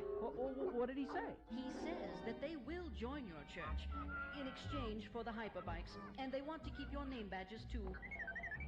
They want eternal salvation and our hyperbikes? Cool. They get our bikes and we get our first converts. What a deal. I mean, there must be 2, maybe 300 Jawas on board this piece of junk. I mean, we could convert them all. Butch, those hyperbikes don't belong to us. They belong to the church. And so will the Jawas after we baptize them. Could this be it? Converts for Elders Christiansen and Jensen at last? Would the church frown on bartering for membership? And how many Jawas can you convert for a pair of Mark 32 hyperbikes with custom fender flares and luggage racks? Tune in next time to hear Lehi say... No, and that is final. Now, Mr. Tree P.O., if you would just kindly ask the Jawas to give back our name badges, we'll be on our way. Well, all right. What if I give them my luggage rack and fender flares and we just baptize, a couple of them? No! That is your big problem, Butch. You always try to do things the easy way. Oh, yeah? Well, listen to this. I've been letting you win at Scripture Chase. On the next growth-stunting episode of Space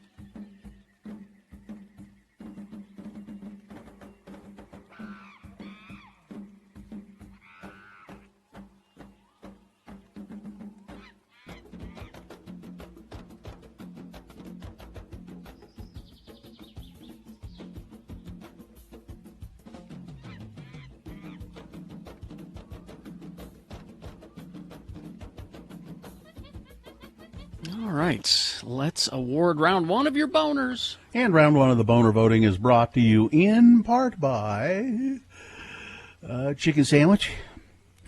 And we're going to tell you more about this in a few minutes, the Park City Cocktail Contest, and actually how you can be even more involved a little later on today. We're going to have a little cocktail social this afternoon. Yeah, that you will be able to join us, and we'll tell you more about that. You must be 21 to participate.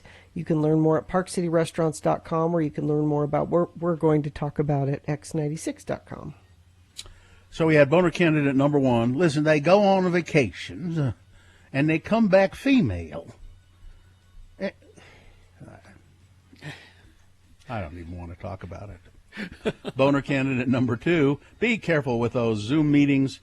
The Brazilian couple caught on camera having sex on a Rio de Janeiro council meeting after forgetting to turn off their camera. But the big thing here, it was hate speech and a really good tip. I don't know what restaurant it was in Ogden, but this Utah waiter who was waiting on, apparently it was a couple and their middle-aged son, all wearing Trump hats. Yep. And they left a $5 tip, which was a really good tip because it was only a $27 check. But they wrote on it, "Get out of America." You don't need to say it. You don't need to say it. Well, you don't. He posted the picture of it. The F word. Yeah, not the F word. The F word. The derogatory F word. The three-letter one. The three-letter one. Yeah. Anyway, that was the winner of Boner round one. And that goes forward to Boner Fight. It might be Boner of the Day. Round two coming up at 8:20. Three different candidates. We'll get a winner there. We'll take the winner from that round and this round and put them against each other. At 9:20 this morning is when you will decide Boner of the Day. Round two coming up at about a half hour from now. Stand by for that. Let's go to Nate. He's on the phone from the COVID-19 task force. Hi, Nate. Hello, how are you this morning? Well, you know, we are as things are going okay, I suppose. Getting by. Same as you. Do you go out of the house to work, Nate, every day or part of the day, part of the week, or? I do. I go to my office mainly because there's different things I need to go up to, either the Capitol for or media. I interact with the media quite a bit. So That's what you're doing right now, is interacting with the media. Yes, but I'm actually doing that from home right now. Yeah. So I want to talk a little bit, I know, about the importance of testing. So just talk about that some. People are concerned about we keep hearing people saying, well, I have a symptom but I can't get a test. I'm having trouble getting a test, or how do I get a test, or talk about it a little bit. Yeah, so I mean, if you're showing any symptoms, the best thing to do is reach out to your local health provider. They'll give you a referral to go get tested at one of the test sites, and ideally one that's closest to you. And there's a number of them throughout the state, and there shouldn't be any problems getting a test. And so if one's busy that's nearby, you can go to a different one, but definitely just first talk to your health provider. If you don't have health insurance, go to one of the testing sites. They're not going to turn you away. They'll work with you, and there are options to be able to get that for them to still get that covered by insurance. And so that's first thing is just don't hesitate. If you're showing symptoms, go to coronavirus.utah.gov. It'll give you options of where and how to go get tested. So how long do you think you typically have to wait before you know the results? It's usually within a couple days that they have it, and they do ask that. One of the important things is that treat yourself as being tested positive until you get that result. And so sometimes, because you get tested, and one of the concerns is people do wait, or they don't wait, and they think, well, they just carry about their merry ways until they get the test result, and then when it's positive, or if it's positive, then it's like, oh, okay, now what do I do? Yeah. They really want you to treat it as if you're positive until you get the test result, and if it says you're negative, all right, then you can go about your way, but that's important. We don't want people getting exposed in that in-between period. There are a lot of questions about resources for people who, there's employment problems. That $600 has gone away for the most part, that the federal government's provided, and they haven't been able to come to some agreement on if they're going to continue that or not. I have no idea why, but so what can people do now that $600 has gone away? So one positive thing that started to get out a little bit yesterday in the news was that Utah was approved to participate in the low wages grant.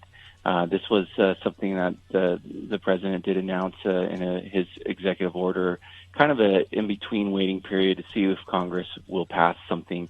But what this is a $300 or $400 addition that may be available for states to go after. So Utah put in its application. It's FEMA dollars.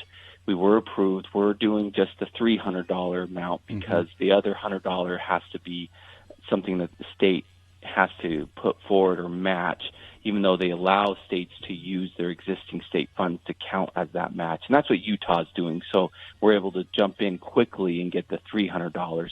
To do the $400, that takes state dollars. We'd have to figure out how that would be paid for, and that would take some more time. So we quickly jumped in to do the $300. Now, a couple important things to note. That's not going to come immediately. We still have to program it. We still have to get the system set up to do it. So it's going to be a few weeks. And also, it's not like the $600 where it's going to be for a long-term period of time, because it's a set budget amount that the feds have. They're only approving states 3 weeks at a time. So we're approved for 3 weeks, pretty much July 26th through August 15th. So it's weeks that have already come and gone. But we'll anticipate to get those 3 weeks payments to individuals here in the next few weeks. The other important thing, it's not going to go to everyone. you have to qualify for a minimum of $100 for your state unemployment insurance benefit. So people who make less, mostly it's those who are working part-time or something like that, where they don't qualify for that additional amount. Mm-hmm. So it's not a solve-all. We still encourage people to get out, and they need to start looking for other opportunities possibly right now if they're not able to go back to their old work. What And about so that's something we're starting to encourage people are worried about getting evicted, or they're on the verge of getting evicted? That's another problem. Is there housing money at all? There is. An important change did happen because the $600 went away. There is housing and rental assistance. We encourage everyone to call 211, and they'll be connected with the local authority that's helping out with the housing assistance. Right. And they are eligible, even if they were they may be eligible even if they were receiving unemployment. That's a change that occurred before because of the $600 that made it so you weren't eligible. But with that change, they're now eligible, may be eligible. All right, Nate, thanks. That's all the time we have. I know there's a special session of the legislature coming up on Thursday or something like that. So I'm sure Yes. this will all be fixed then. Oh, yeah. It'll all be fixed. That's how it goes up there. Yeah. Thank you, Nate McDonald. Coronavirus.utah.gov. Go there for everything you need. Thank you. All right. Thank you very much. Traffic, Gina, please. Yeah, I was just refreshing the UDOT website to see if there's any new accidents being reported, and there's not. So that's good news. Means you've got a smooth commute as far as I can see. Tiny bit of slowage northbound I-15. Looks like about Murray, but I don't think there's an accident associated with that. That could just be normal morning slowing happening for you there. During the month of August, Scott Hale is offering a $39 AC tune-up. Call Scott Hale, 801-264-HALE. All right, we will take a break. We will be back. We'll tell you about our virtual happy hour that is happening today. You can join us. 5 o'clock, I think, is when we're going to be doing that. So stand by. We'll tell you how you can participate. Round 2 of your boners, big boy news, all coming up. UtahAdvocates.com. You can talk to a lawyer, not a gatekeeper, a lawyer for free. You're probably going to start seeing more accidents as the virus restrictions have been lifted, and the advocates they know that there will be more accidents, and you might unfortunately be involved in one of them. It's a good time to jump into the water and cool off, and there are going to be accidents around water. So please, if you are injured because of someone else's negligence, the advocates will help you. They offer virtual consultations, but everything can be handled over the phone, or almost everything, and also online. You don't need to stress. They will deal with the insurance company so you can deal with getting better. And you don't pay any money up front, and they don't charge you anything unless they get you a settlement. So call the advocates if you've been injured in an accident, 801-355-5550. Or you can go online and chat with an attorney live 24 hours a day, 7 days a week at utahadvocates.com.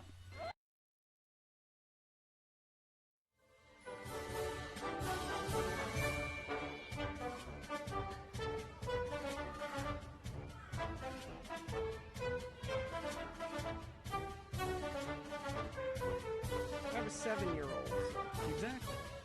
Who's starting competition soccer. Say goodbye to the rest of your weekends for the rest of your life. That's what I'm saying. It all starts tomorrow. They have a tournament tomorrow. Mm-hmm. They have a game at 11. No, they have a game at 2. They have a game at 7. Mm-hmm. Friday they have a game at 11, and we're going to be up at Snowbird. So somehow I have to get from Snowbird to. This is going to be. This is my life now. I would suggest using your car. I think you would use your car. Let me ask you a question. Was it his idea to play yes. soccer? Oh, yes. Okay. Because that's when you need to have the talk with him and say, look, okay, I understand you want to play soccer, but guess what? Mommy is saying goodbye to her weekends now because of this. It's a huge commitment. It's expensive. Here's what you do. And it's a huge commitment. I'm sure if you search around, you know how you have found a person to do almost everything for you. Rather than clean up the dog crap in your yard, you have found a person who will do that for you.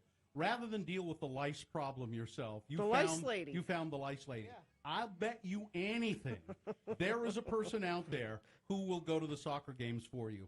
But I like to go to. Then the quit bitching about it. No, I'm just saying it begins, and Carrie's absolutely right. Yeah. It is. This isn't just you playing soccer here. You need to know this, kid. This is about me taking you, transporting you, and the other two, And it starts small when they're 7, but pretty soon it's out of state tournaments. Yeah, multiple times a year. Mm-hmm. It's a huge, which is really kind of ridiculous if you think about it. Here's out how- of state tournaments, Yeah. really. Yep. For 7-year-olds. Yeah. Exactly. Here's how people catch the bird flu: by close contact with birds or bird droppings. Some people have caught bird flu by cleaning or pluck. Did you pluck any birds? I while didn't you were on pluck vacation? anything. There was no plucking going on in the No. trailer. I guess it is kind of close quarters, the kids can hear. There's no plucking in the trailer. Mom, what are you doing? I'm plucking a chicken. Your dad and I are plucking a chicken. Keep plucking that chicken. Is that what they said? Keep plucking that chicken. It is also possible that some people were infected after swimming or bathing in water contaminated with the droppings of infected birds, and some. Here it is. You've handled a fighting cock. That's That it. was it. That's it. it. You handled a I fighting have cock. to admit, I've handled a fighting. You handled a fighting cock. There have been a few cases where one infected person caught the bird flu virus from another person, but it never has happened. It does not happen by eating infected animals. But I knew it was living amongst. It's not the mosquito bite, but No. it's living amongst them. And it happens a lot in Egypt. Our attorney, It does. Ed Brass sounds like your DNA dad is Marty Feldman because of your eye drooping and oozing. Mm-hmm. And then I've got another person who is saying, out-of-state tournaments? This is Gina's way of telling you that she'll be taking time off. Oh, I see. Yep. Not yet. This is her way of telling us This one now. is just here. And then it'll get announced on a Thursday. Yeah. By the way, I'll be gone tomorrow. Yeah. Yep. Because And then she'll say, I told you that this would happen. Because her husband can't possibly take the time off to go to the out-of-state tournament. No. But you can. Because this job isn't. He as has a real important. job. Yeah, this isn't. This isn't a real job. No, not to you. It isn't. And certainly the way we treat Why you. should it be? No, we're going to create a rent-a-mom business. I think this is a great idea here.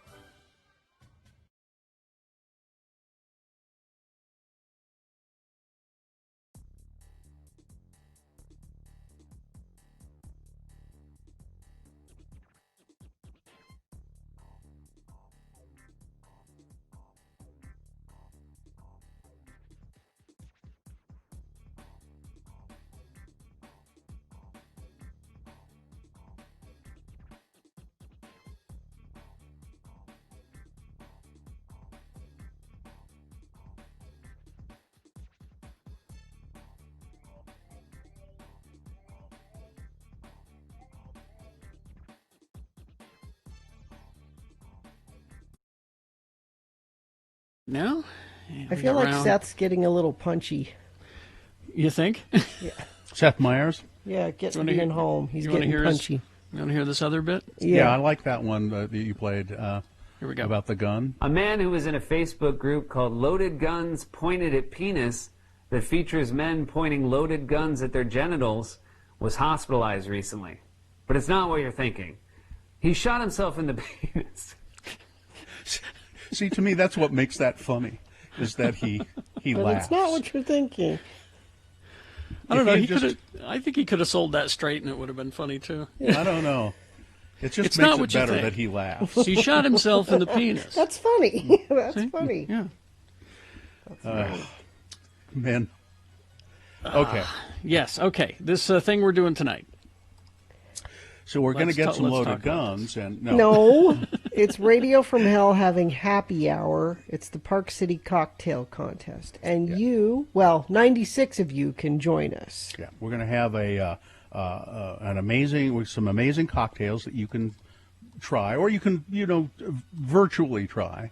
Mhm. We will You can be mix along with us. Yeah, we'll be having a bartender, a mixologist there, an expert on making cocktails. You'll be able to ask questions, and you'll watch us fumble through mixing a. To me, mixing a cocktail, the way I mix a cocktail is usually I get a glass and I get some ice out of the freezer and I put it in the glass and then I pour something over the ice. No, but there's something about getting the shaker out and measuring and having a recipe and sure, doing. It's a pain in the ass. I don't No, short circuit all of that stuff and just get it. If I could just sort of mainline it, it would be anyway. But it's no, and when you get I don't like doing it for myself, but getting someone to serve me a well-made cocktail, that's a thing of joy. It really a mixologist. Yes, I enjoy that. As a matter of fact, I'm going to look through my sound effects here to find my favorite sound. The most complicated cocktail I ever make, and I don't do it very often, is occasionally I will make myself a Vespers Martini, which is four ingredients, I think. It's vodka and gin and Lillet, which is a kind of a liqueur. And something else. Can't remember. Your olives, isn't it? Huh? Olives? No, there's another liquid. I'll look it up in a minute. But you have to mix them all in a certain proportion, and then you drink one of them, and then you sit down and go, I can't drink any more of that. Now, see, when I was a kid, my favorite sound was the sound of the glass mayonnaise jar with the metal lid, the Miracle Whip. That was a satisfying sound. I love the sound of the lid being Yeah. screwed on or off. But now this is, as I've gotten older, this has become my favorite sound. Ah, wonderful. The Now, ice. Park City has a bunch of great bars and restaurants, and that's what this Park City Cocktail Contest is. You can see all of the entrants at parkcityrestaurants.com, and you can vote on them there.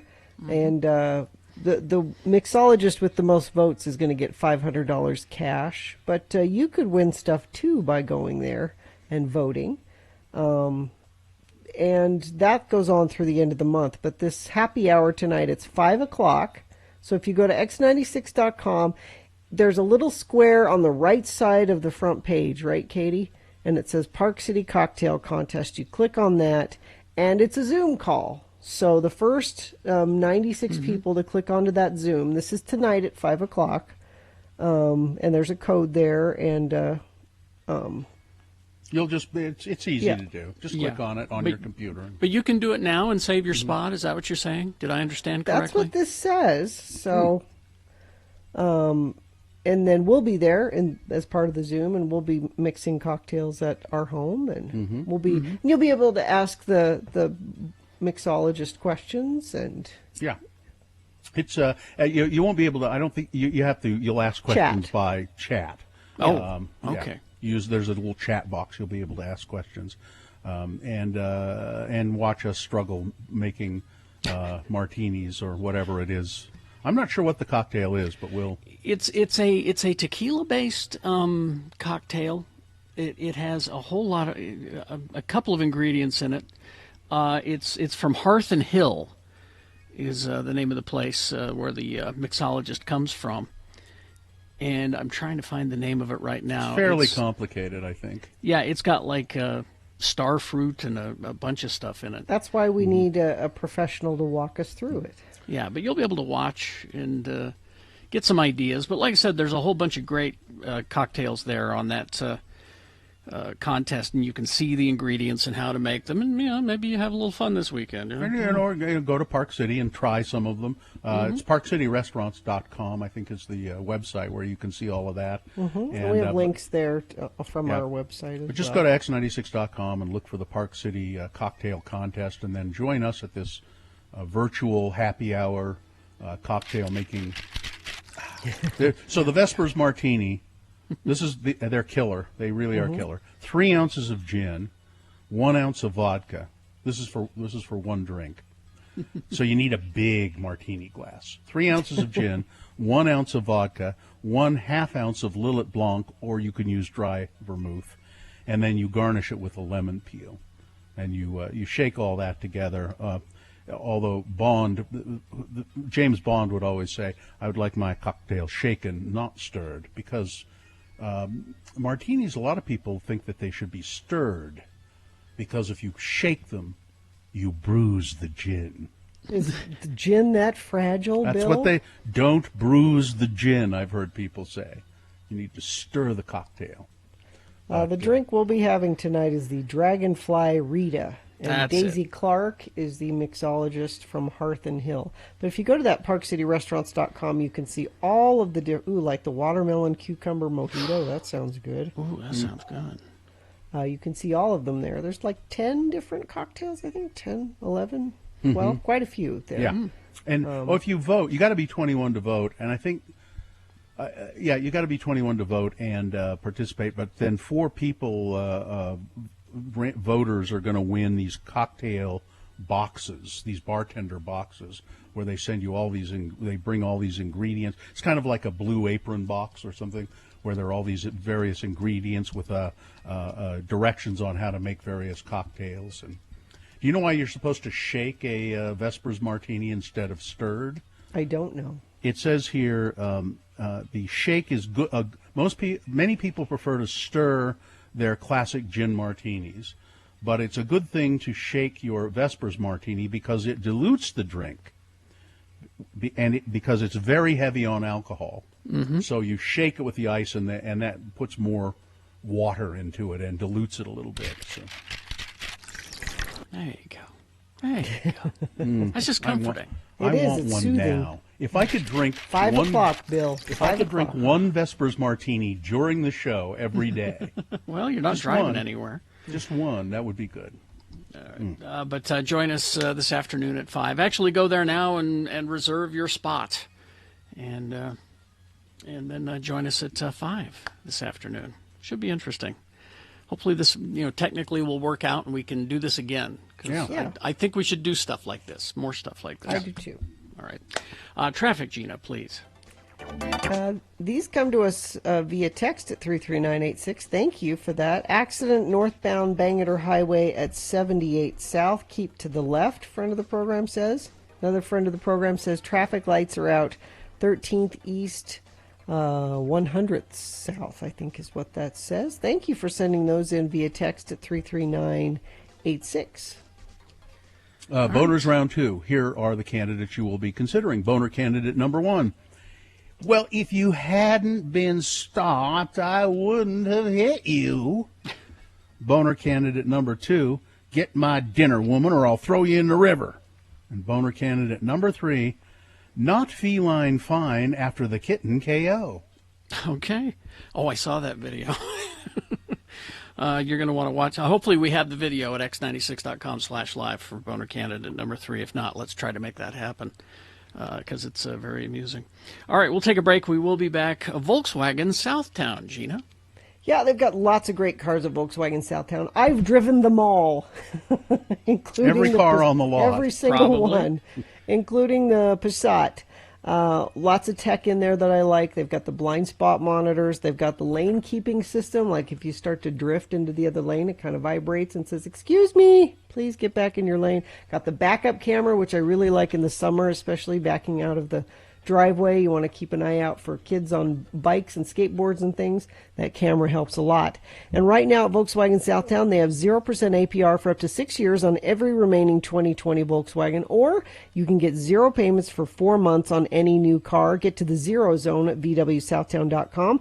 Interest rates have never been lower. Trade in your car at Volkswagen Southtown. They'll get you the original base MSRP for it, taking deductions only from mileage, manufacturer incentives, and any damage. Go see them. They're just off 106 South on I-15, or start your shopping at VWSouthtown.com.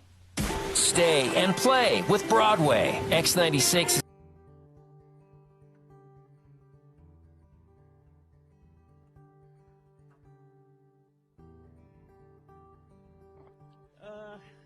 I'm a bad mom, I can tell you about real quick. Really? Well, we know you're a bad mom, but go ahead, tell us. Quickly, we're at Gray Whale. You can come by and see us. Gray Whale up by the U. Come and get a first-hand look at a really bad mother. Yeah, I'm right here. So last night was country fair at Festus's school. Now, country fair is not like chickens and cows and like you would. pies. That's why they call it a country fair, because it has nothing to do with that. No, it's a country fair. Oh, it's okay. So it's not a country fair. It's a country fair. It's a country fair. Australia. Yeah. Yeah. What country did Festus have? He had Iraq. Oh, Of course he did. And so yesterday. Is that because they knew his father's a terrorist? No, he has a brother Oh. who's serving in Iraq. Oh, that's okay. He's been there forever. I wish he'd come back. But yesterday, after school, Festus said, "Well, everybody said they're bringing food." As you know, you have the display board with all your information, and everybody's bringing food from their various countries. It would have been nice, honey, if you'd let me know that before, 12 hours before school. So I look around the house, and I see that Did you have some hummus or anything? well, the mother-in-law had just come back from Egypt, and she brought this big container of baked goods from this Egyptian bakery, and the container had Arabic all over it, and they were Egyptian pastries. I'm like, that's close. Wait a minute. If you were to say that to your husband, your Egyptian husband, he's out of town, I'm guessing. So that's close, and there's Arabic on it. So you set that on the table, and it'll look It'll fool 'em. authentic. Yeah. So we go to the country fair and The country fair. and come back, and Joe stayed with the little kids at home while I took Festus to the country fair. And Joe said, "What happened to the pastries that I was so looking forward to eating?" And I said, "Well, he didn't have any food for his display, and so we took those." And I thought, because it had Arabic on it, that it would look. And he said, "The Arabic that they speak in Egypt is not the same as in Iraq. It's like Really? that would be like if you took, Yeah. pastries from Let's take some Spain French pastries to a and- Mexico Yeah. country. I'm like, they didn't know. Nobody knew. It's Arabic. They don't know what. Did they not know? Nobody said anything. Nobody Of course said they didn't no. know. Yeah. Was he angry at you? Did he get angry? A little bit. It's like Dr. my Sam mother- wants to talk about anger today. It's like my mother brought these all the way back from Egypt for me. For me. Did people eat them at the They fair? did. They were gone. Were they delicious? They were really good. 'Cause You they- don't know. You didn't try them. No, I did. Okay. Before anybody else touched them, because then they've got germs on them. I unwrapped them and tried one. You have problems with germs? Yeah. Oh, like my friend Lindsay. That would be good for you next time we're on. We'll talk about germs. Oh yeah, I don't know. Do you wear slippers at home? Or Yes. Will your feet touch the carpet? No. She won't walk bare. Oh. She won't walk barefoot in a hotel room. Really? No. No. How? And if you're out and about and you need to go to the toilet, I try to wait Difficult. till you get home. Difficult. Unbelievable. And she's one of these people who opens the door to the bathroom with her elbow. Yep. You know? Yep. Flush with The your whole foot. thing. I'm no fool. Do you use a straw when you're Sure. drinking at a restaurant? Yes. Wow. Yeah, she's bad. James. We're going to have a show on obsessive Let's do compulsive it. That's disorder, not I think. obsessive compulsive. It's Ah, being he's- cautious. That's It's Dr. different. Sam. You Cautious? Yeah. You can argue with Dr. Sam? Cautious. I don't think you're going to argue with Dr. Sam.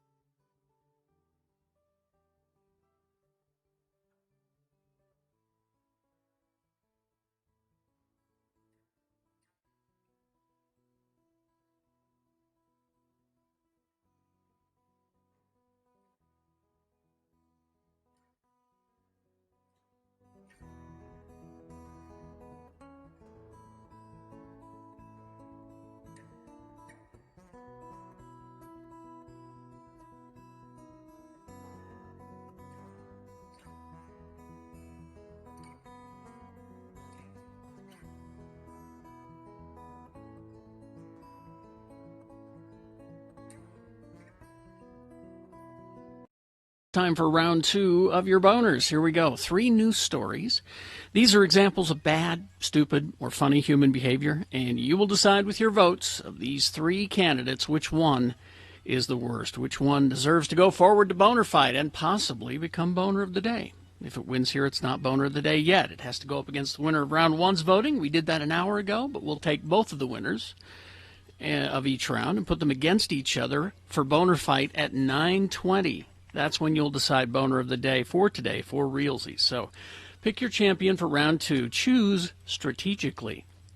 2 candidates now, a third after the news. Once you've heard all 3, then you will vote. One of you lucky random boner voters will receive. I don't know how lucky you are, because I don't know when you're going to get it, but someday you'll get a boner T-shirt. Here's boner candidate number 1. If you hadn't have been stopped, I wouldn't have hit you. 51-year-old Naples, Florida man was arrested for DUI after crashing into a Lee County Sheriff's Office patrol car, Palm Beach Boulevard, Saturday night. The driver was approaching a red traffic signal behind the patrol car. The cop car was stopped because there was a red light. Authorities say the deputy was transported to the hospital. The driver was arrested for DUI. The deputy was stopped because there was a red light. But listen, if you hadn't have been stopped, I wouldn't have crashed into you. This is a perfectly logical boner candidate number 1. Boner candidate number 2, get my dinner, woman, or I'm going to throw you in the river. A Pleasant Grove man has been charged with throwing his wife into the Provo River and threatening bystanders who tried to help her. Douglas Harold Green is charged in 4th District Court with aggravated kidnapping in the course of committing unlawful detention, a third-degree felony, and assault in a Class B misdemeanor. On Sunday, Mr. Green and his wife were at Provo River Resort when employees told police that Mr. Green had thrown his wife into the Provo River. Green said, I threw her into the river after she refused to do what I asked her to do.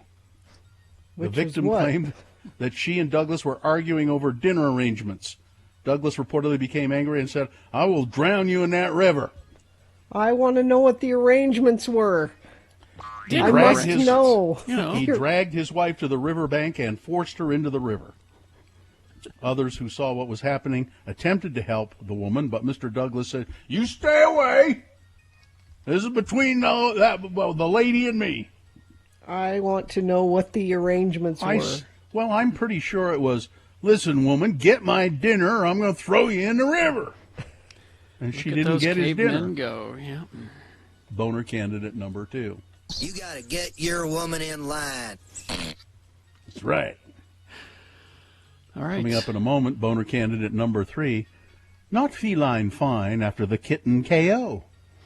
All right, boner candidate number 3 for round 2 coming up after this. Big boy news and opinioendo brought to you by. During the month of August, Scott Hale is offering a $39 AC tune-up. Call Scott Hale, 801-264-HALE. You know, I suppose, Gina, it could have been, I said we were going to have corn tonight and you served beans again. Well, I read the story, and it said they were at a restaurant. They were at a restaurant. Oh, no, I didn't say that in the version I had. So that's what maybe, and it said the dinner, or he didn't like the dinner arrangements. Well, maybe So he didn't like what she ordered for him. Basically, what it boils down to is what other choice did he have? Throw her in the river. He had to, no choice. He had to throw her in the river rather than using his words. Yes. Well, he did both, Carrie. He used his words and then acted on them. Sharon Stone says that her sister has the COVID-19, and she says it's because people don't wear face masks. She expressed her frustration in an Instagram post on Sunday featuring photos of her sister's hospital room. One of you non-mask wearers did this, Stone said in the post. According to the actress, her sister Kelly has a compromised immune system from a previous lupus diagnosis. Stone said that Kelly only went to the pharmacy before the COVID-19 infection. Can you face this room alone? The actress asked in the caption. In a post on her own page, Kelly Stone posted a photo of herself with her husband from March. She said, really she drove to our paradise in Montana. We thought COVID wouldn't and couldn't find us. No shopping, no parties, barely saw a human. She said, now I'm fighting for a breath. You don't want COVID.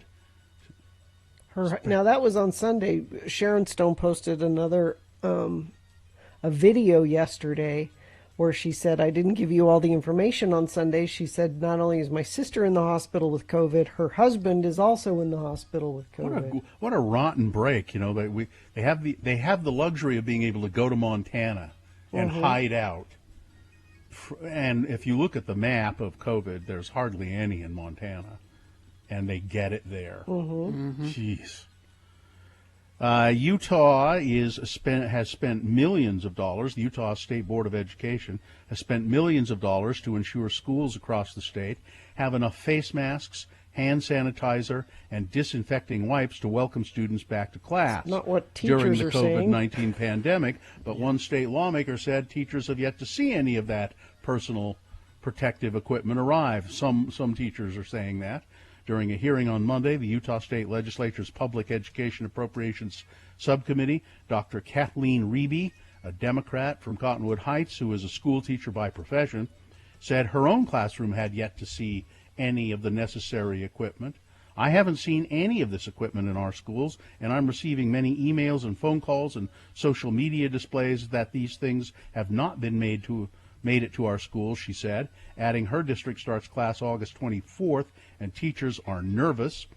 Sarah Young, the Utah State Board of Education's Director of Strategic Initiatives, said, these things are on the way. We are aware that your particular district, through their communication today, that all necessary PPE is in stock and teachers will receive it this week. During the hearing, the USBE officials said that they had purchased extra face coverings and other equipment beyond what local school districts have done, but the items remain elusive. Showed you that picture yesterday of our friend Cindy Mitchell. She had that face mask and thing from her school district.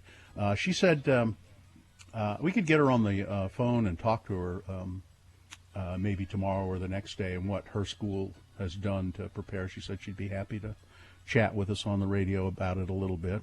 An intruder, this story was in the news a couple of days ago, but I didn't get to it, stabbed two female Latter-day Saint missionaries, two women for the Church of Jesus Christ of Latter-day Saints. They were missionaries in Houston, and somebody broke into their apartment and stabbed them. They say that a man was standing outside the apartment complex. The missionaries told investigators they were sleeping when a man invaded their apartment and stabbed them. They both said, we don't know who the guy was. They said, we'd never seen him before. He couldn't identify him. They'll recover, but God, what a horrible thing to happen, just out of the blue, apparently, being attacked like that in their apartment. Yeah. Thousands of people cramming in your face. Wuhan, China is saying to the rest of the world, in your face. Thousands of people packed together at a huge pool party in Wuhan, China this weekend. The Chinese city where scientists say that they believe the first spread of coronavirus happened. The city hosted a massive party at its Maya Beach water park on Saturday to celebrate the eradication, they say, of coronavirus from the city of Wuhan. It's frightening, the number of people that are in the water in the same There spot. have been no locally transmitted cases of coronavirus in Wuhan since May. That's Since pretty good. May. And That is good. they're saying it is gone. And so they had a big party to celebrate. Bill Clinton is going to speak at the Democratic convention tonight, I believe. And the New York Times headline says, for Bill Clinton, here's a chance to address the party that has left him behind. And that really is kind of true. He was once a primetime star when Democrats gathered.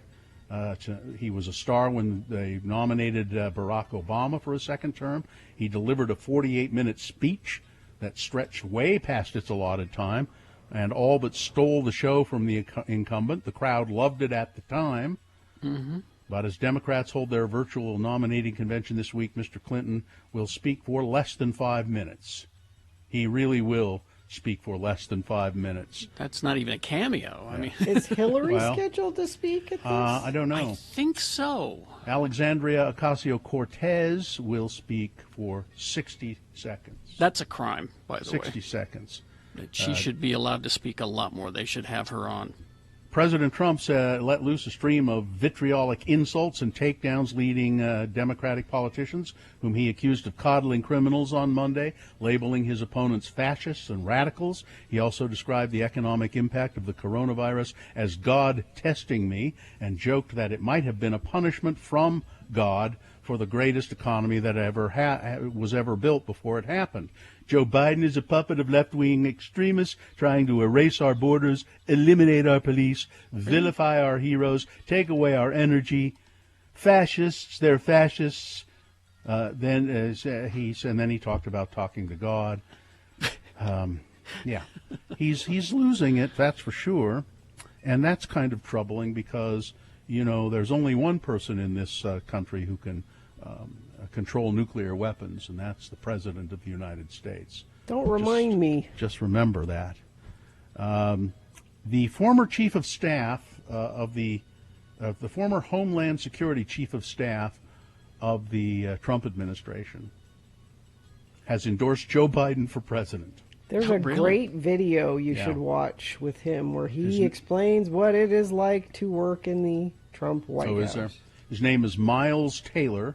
Yep. He was the Homeland Security Chief of Staff. Even though I'm not a Democrat, even though I disagree on key issues, I'm confident that Joe Biden will protect the country, Mr. Taylor said in an ad. He also claimed in the ad put out by Republican voters against Trump that the president tried to block aid to California in the midst of massive wildfires. He said he didn't want to give them FEMA aid because California voted for Hillary Clinton in 2016, and that's not part of his base. The former Trump administration aide also published an op-ed Monday claiming the president's actions has made the country less secure. Today, the nation has fewer friends and stronger enemies than when Trump took office, he said. And I heard Trump say yesterday, he said, China, they want Joe Biden. All of those countries, Russia wants Joe Biden. They don't want me. They're afraid of me. I get along great with all of them.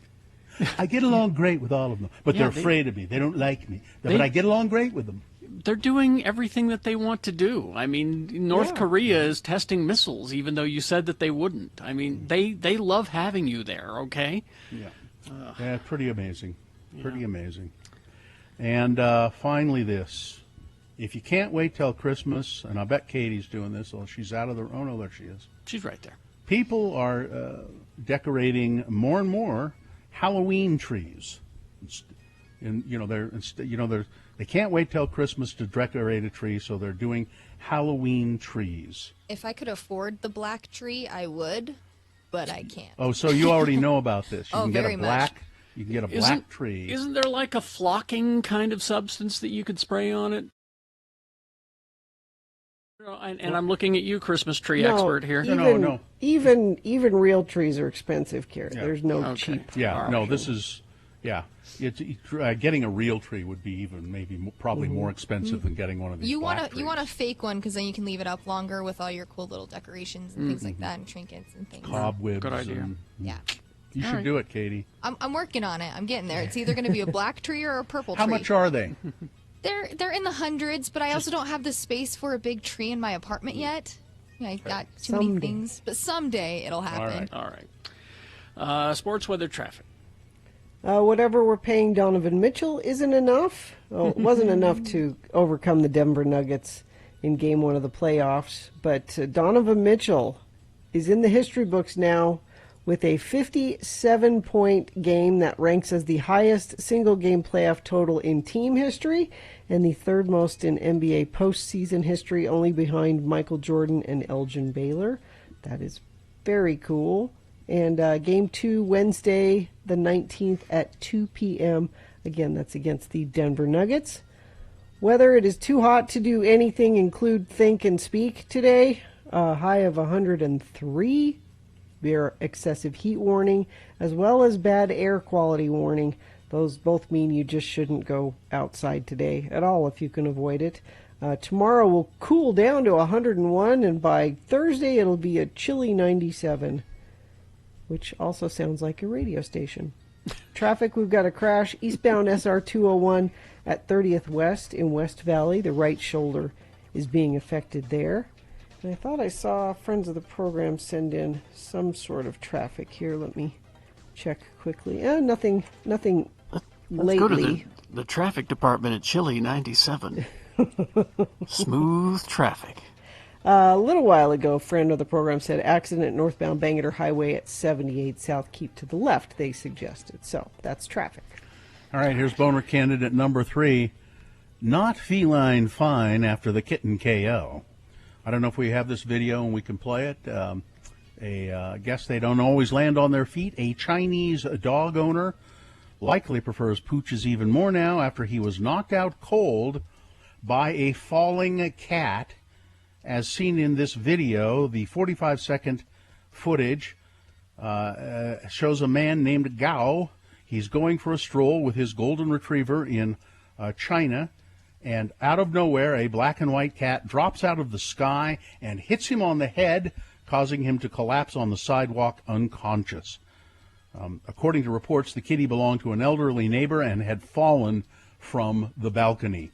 Several bystanders can be seen walking past Mr. Gao's prone body before his dog approaches him to see what's up.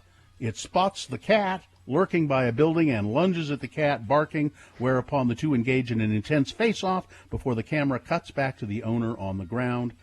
Sadly, Mr. Gao was not feline fine after his kitty-induced KO. According to The Sun, he spent 23 days in the hospital and still has to wear a neck brace.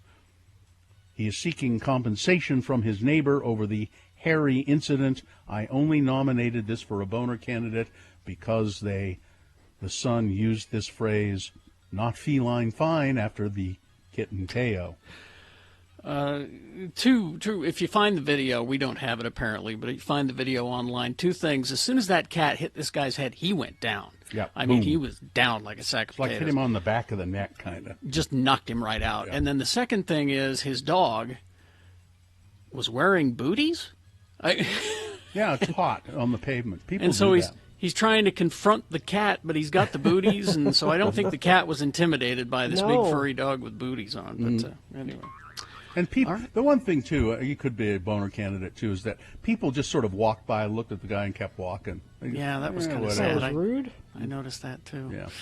All right, so let's review the first 2 and vote.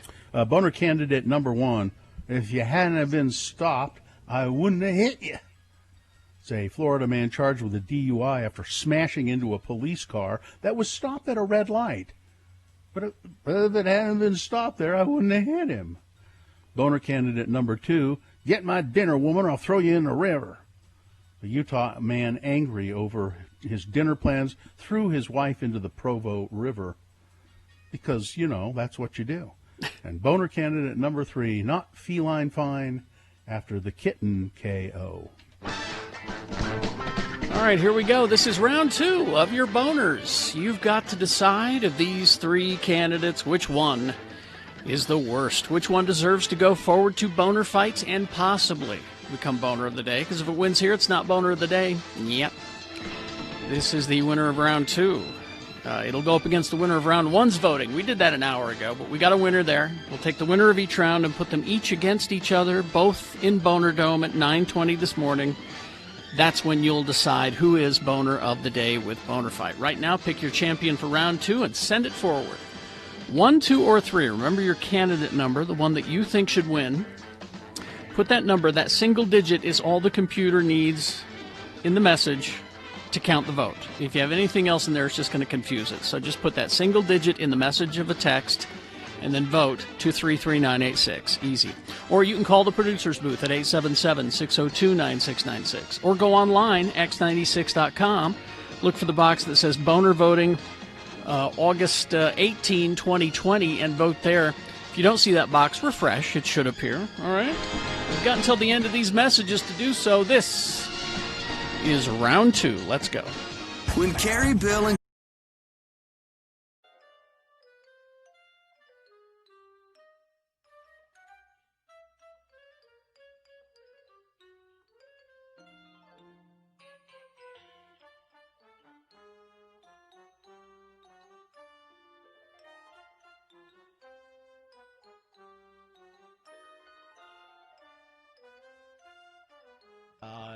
we found a pair. My wife found a pair, I should say, of clown shoes at the DI.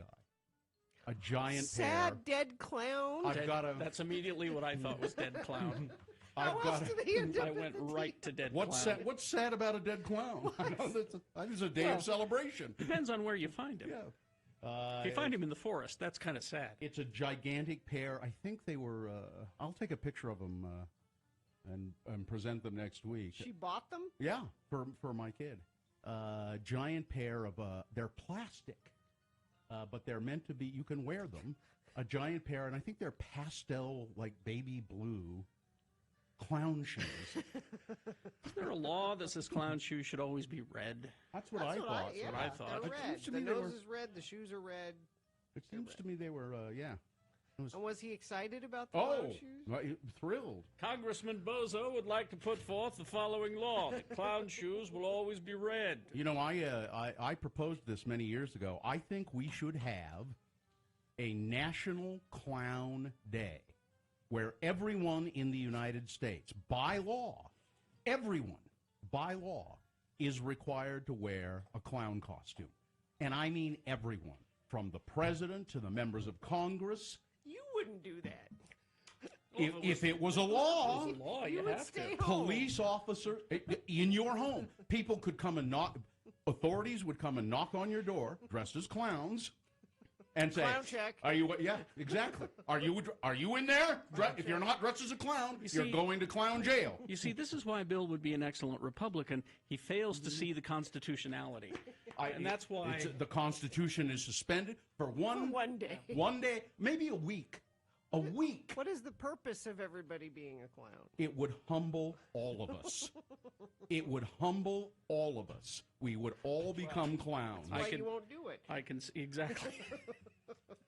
I think National Clown Week, and Really? everyone has to dress as a clown for an entire week. You'd have to go to old folks' homes and dress the retirees and the shut-ins as clown. Even if it meant just as something as simple as just putting a nose on them. Question. Yes. What about people in comas? Yes.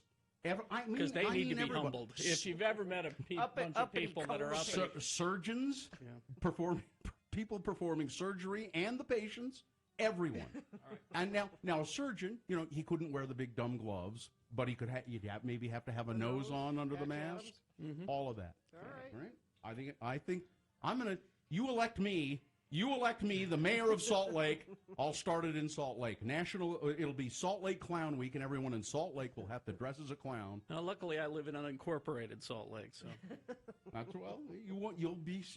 But if you come into my city, all right, no clowning around. Oh. All right.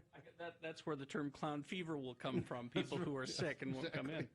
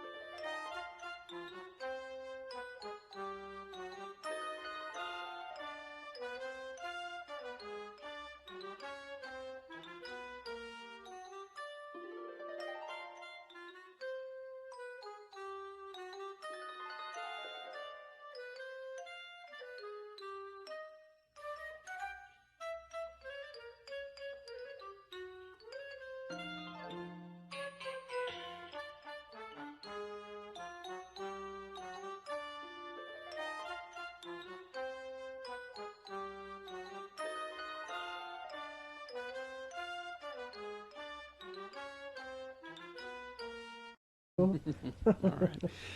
Time to award round 2 of your boners. And it's brought to you in part by? Yeah, it's brought to you in part by a glass of wine. There's shenanigans here. You got some shenanigans? There's got to be. Boner shenanigans? Okay. Yeah. And it's Tuesday. That means it's Taco Tuesday at Diversion Eatery. Get two $2 tacos with chicken, carne asada, carnitas, salmon, or portobello, located at 535 North 3rd West. See the menu at diversioneatery.com. So, boner candidate number 1 was a drunk guy smashing into a cop car. Mm-hmm. Okay. Classic. Yeah. Boner candidate number 3, I wasn't even sure where a boner was in there. It was just kind of odd. Cat falls on a guy, knocks him out. He falls down in the street. There was a video. It was strange. I mean, I guess maybe as a boner the people walked by, didn't help him, but boner candidate number 2, a guy in Pleasant Grove throws his wife in the damn river because they had an argument about dinner arrangements. Yeah. But that does not win. It does not win? Over 100 votes for number 3, the Chinese, the cat falling out of the... You're kidding. No, there's something wrong there. There's got to be shenanigans. Wait a minute, what? The cat video was number 3? Yeah. Because... Yeah, what? Because, I don't know, just the voting I see, it looks like a whole lot of number 2s to me. Well, then But somebody I counted don't them count. wrong. But what they sent me... What was the number 3 one? Producer's booth sent me. Boner candidate number 1, 16 votes. Number 2, 30 votes. Boner candidate number 3, 107 votes. What? Yes, I'm looking at the text votes for number 2. Okay, now I get a text. Now I get a text from the producer's booth. I may have lied. Number 2 won. That's How what it did looked like. that sounds like this sounds like Cynthia's work. That's Cynthia. This sounds like Cynthia work. No, is Miriam? Do you know what? Oh. They do it right so often, we take it for granted. Things happen.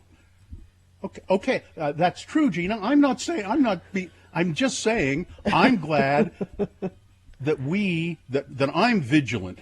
I'm glad that I'm vigilant. I'm glad we don't take mail-in votes for the boner, because then it would be shenanigans all the time. It would be... So this is why we need to vote by mail. I'm not angry at people in the producer's booth, at Cynthia or Miriam. It happens. And I believe it's Miriam who has now texted me saying, I think I was looking at the wrong numbers. Mm-hmm. Sorry, Bill, and everyone else. Yeah, it's 92% on text for number 2. That makes more sense. I don't, Miriam, it's not that you think you were looking at the wrong numbers. Scratch that. You were looking at the wrong Miriam, numbers. you do things right 99% of the time. Yes, really you do. You do. Mm-hmm. In this case, you did not. But thanks. I'm glad we caught it. The winner, boner candidate number 2, get my dinner, woman, or I'll throw you in the river. All right, let's. That one moves forward now. Might be boner of the day. Depends on how well it does against candidate number 1, which was round 1. Maybe we better go back and look at the voting there, huh, Miriam?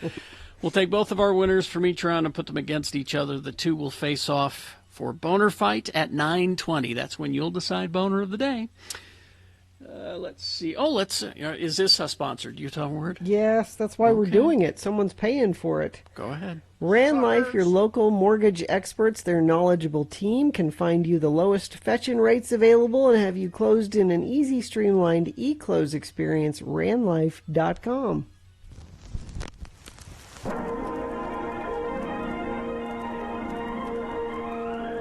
It's often said that people of Utah speak a language all their own. It's a language that's often confusing and even incomprehensible to newcomers here in the Beehive State. So, Radio from Hell presents a handy guide to help everyone understand how the natives speak. It's the Utah Word of the Day, and today's word is...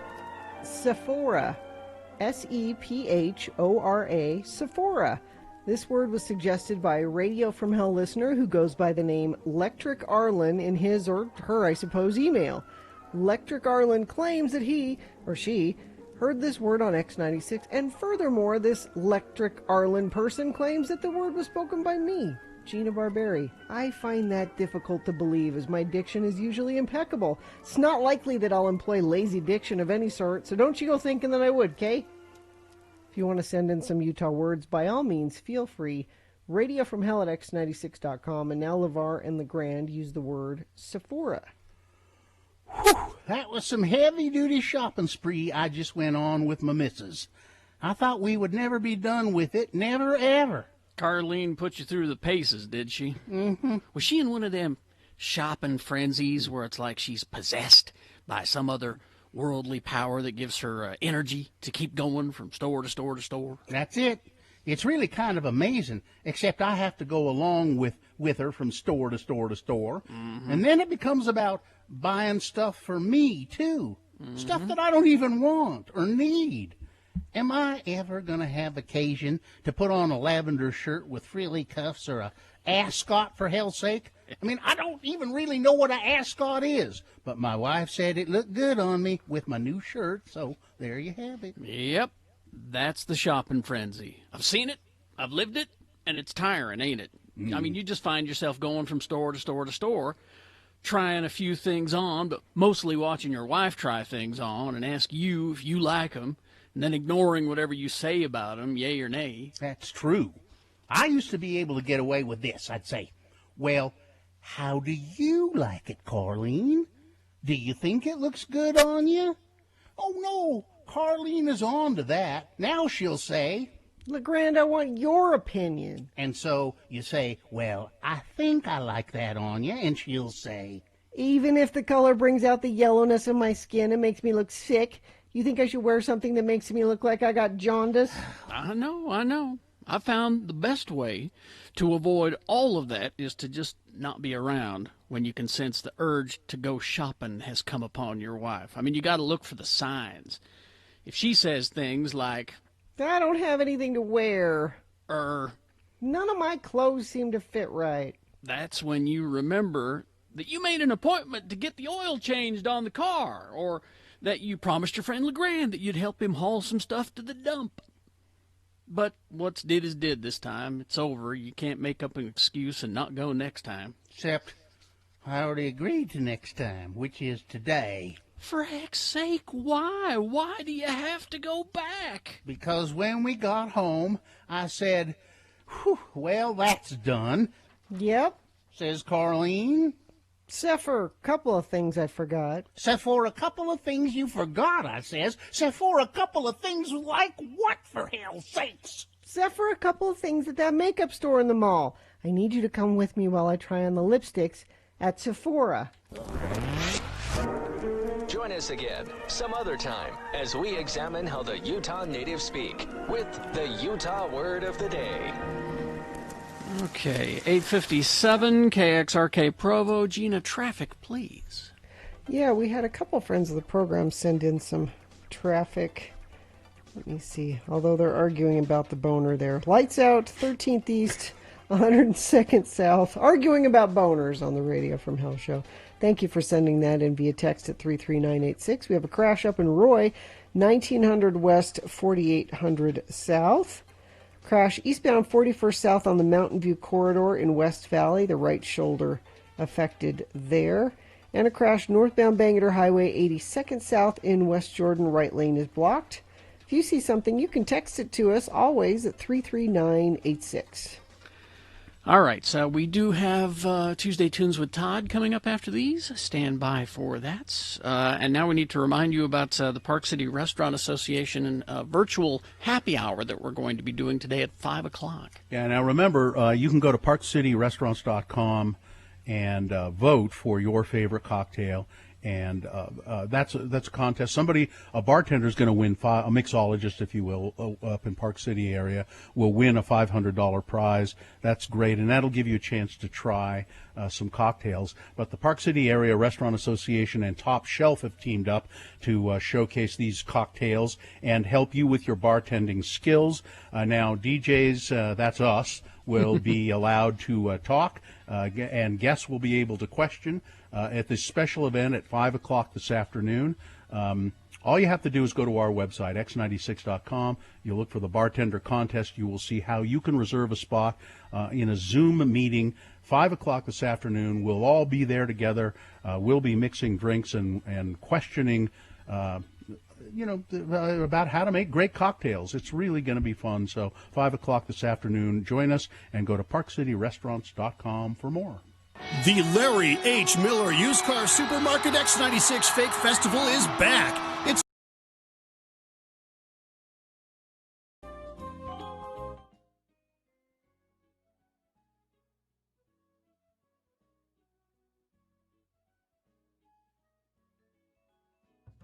I've neglected my fatherly duties all day today. I try to help with the homework. Now, my lovely wife here does it most of the time. Mhm. I try to do 2 days a week. Thursday's your day. And Thursday's usually my And day. here you are at work. And here it is Thursday. Now, part of what we have to do for reading, for homework, is read for 20 minutes. So you guys all ready for 20 minutes of,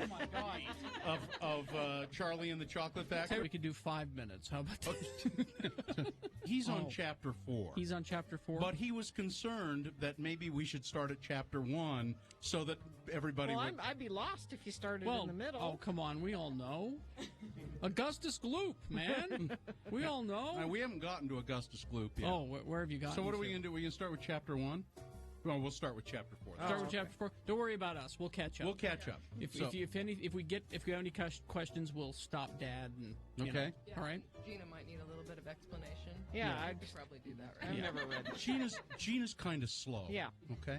All right. So go ahead, little Bill.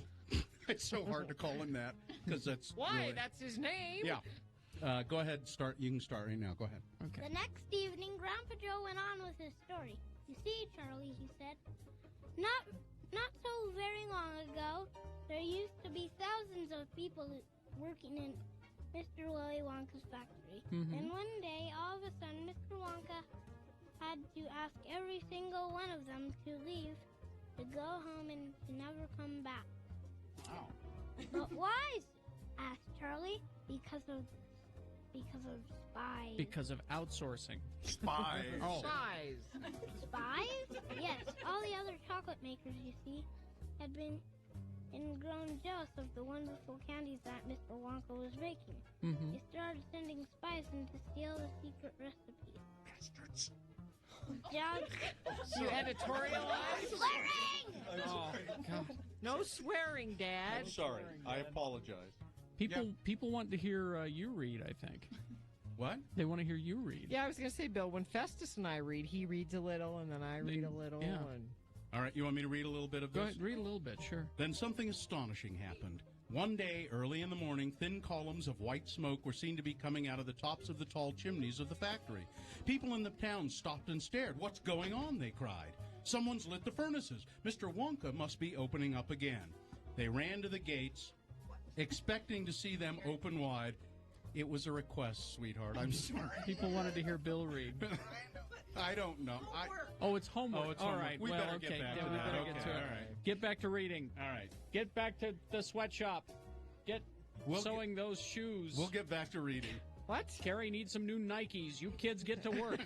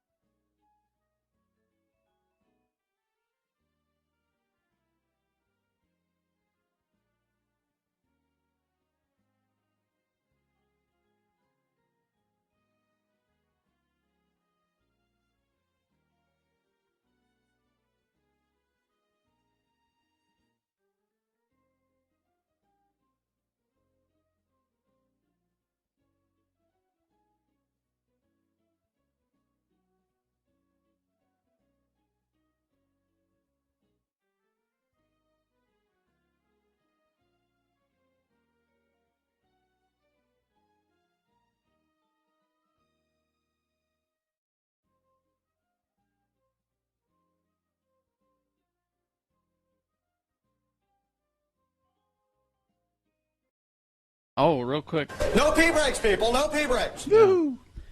Because it is time for... Tuesday Turns with Todd. Yeah, On the- X96, Van from Hell. The Tuesday replay of the Utah word of the day. That's what the pee breaks are for. That's- So you can avoid that? yeah. So you can have you can have the pee break then. But Todd, the program director of X96, is in the studio with Katie. Katie has put on her mask, and Todd is there masked, I am assuming. And how are you, Todd? Yes, he is, right there. There he is. Hi, Todd. He's wearing his referee mask. His Oh, why stripy can't we hear mask. Todd? Why can't we hear Todd? I know he's There I am. There you Too are. many There. buttons in this room. Yes. So I've been working on this in the car all the way to work after Gina made the joke. So bear with me. Are you ready for this? Okay. All right. Good morning. It's Todd Newcomb on Chili 97 FM.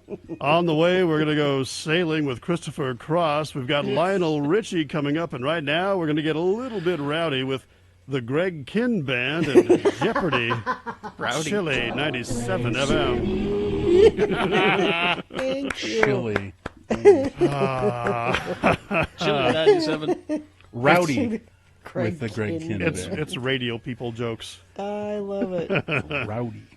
This one, so funny, I was just sitting at my desk yesterday, and I started getting all these notifications on Twitter, and someone identified as DM in the chat room tweeted out, "Hey, Todd, if you haven't picked your song for Tuesday Tunes, you should play Mess Me Up from Neon Trees." And it was at that moment where I was kind of trying to figure out what I was going to play, so I thought, well, let's do it, because their new album is out. It's called I Can Feel You Forgetting Me, and it's pretty good. This is so far not an official single, but it's a cool track, so I thought, yeah, let's do it, because we like our friends Neon Trees. My Yes. favorite thing from that tweet is that Tyler Glenn decided to go out and comment underneath it and say, Yeah. yeah. Yeah. Once Tyler gave his approval, I thought, well, we got to do this. Yeah. Well, I guess we have to. We have to obey. We have to obey our neighbor. Otherwise, you indeed. won't loan us a cup of sugar in the future. All right, so let's do it. Here it is. Tuesday Tunes with Todd. Utah's own Neon Trees. The song is "Mess Me Up." X96.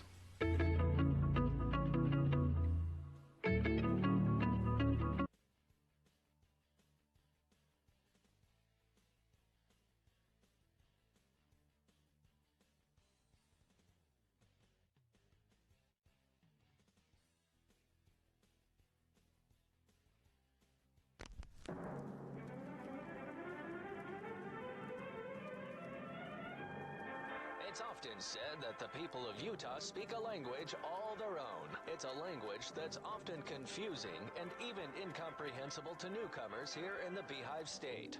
So, Radio from Hell presents a handy guide to help everyone understand how the natives speak. It's the Utah word of the day.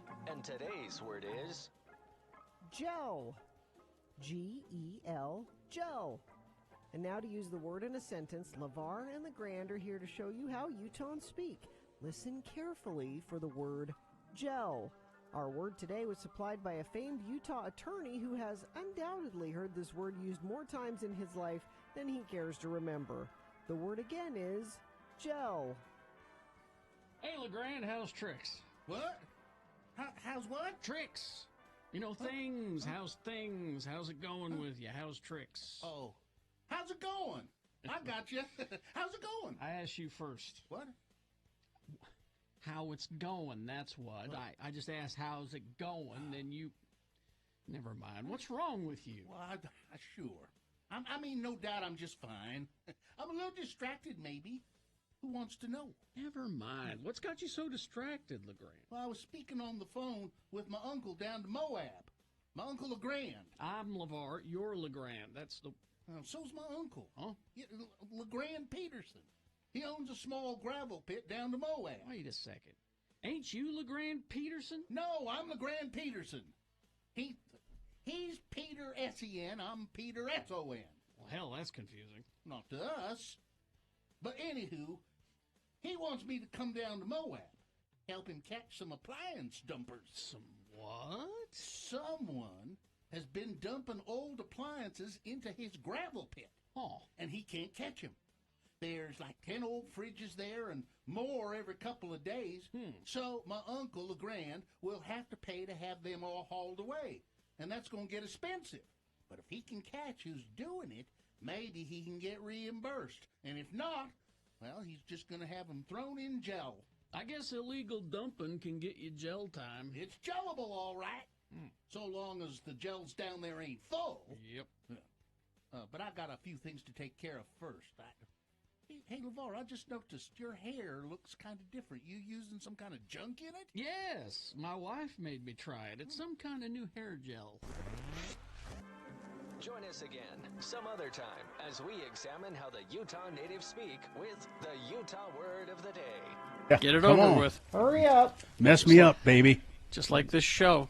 If you're going to mess me up, get it over with. All right. Neon Trees, good stuff from that band. And Bill, I know you're dying to find this out, but there is a new episode of the Railroad Roll-By podcast after a couple of months of COVID delays. Oh, thank God. And we go into big-time history on the Utah Railway. So, oh, really? You're going to like this one a lot. Yeah, I'm excited. The Railroad Roll-By podcast. It's available wherever you find your podcast. How many times do you mention the name Bamberger in that? We didn't get into Bamberger on this one. It was all about just Utah Railway and their history, of hauling coal, and when they switched over to diesel and some of their innovations in locomotives. And see, now we're going way too far. Yeah. There used to be a train that ran up Ogden Canyon. Really? That's been a long time. Yep. I need to look into that. That might be that's next time. That's the next episode, Bill. There you go. We could combine that. There used to be one that ran to Park City. It would go up Weber Canyon and then jump over to Park City. And then there was one that went, the old Heber Valley Railroad used to connect all the way into Provo. So. Yeah, just now it just stops at Vivian Park. Yes. See, I know these things. I know railroads. I could be You a should foamer. be a guest. I could be Bill? a foamer. Bill's a closet foamer. We know this now. That's my sign off today, by the way. Bill's a closet foamer. Well, All Todd, right. thank you very much, and we'll see you at the meeting at 10:30. I can hardly wait. All right. Thursday turns with Todd on X96. Van for Pal. Okay. Let's see. It's 9:13. We do have a reasonable amount of news coming up, along with Boner Fight to determine who is Boner of the Day. All coming up in our next break. Stand by for that. Scott Hale, Plumbing, Heating, and Air. It really is hotter than hail. Yes. Hotter than hail. Scott, I don't know. The joke, when it gets up to 100, the joke's wearing thin. No, but it's true. And don't wait till you actually have a broken air conditioner. Get it serviced before that happens. Yeah, it's so get your air conditioner tuned up. Don't risk a breakdown. Scott Hale will do it for $39. You can get $500 off a new furnace and air conditioning unit, and $150 off a $350 repair. Now that would include drain, or your air conditioning, or some plumbing or furnace, or any kind of. Scott Hale they handle all of that kind of thing. But do the $39 air conditioning tune-up. Even if you think things are running fine, make sure. Call Scott Hale. The number is 801-264-HALE. That's 264-HALE. Or just go to the website, scotthale.com. 2020 marriage proposals prove that even in times of crisis, love always wins. But let's face it, money's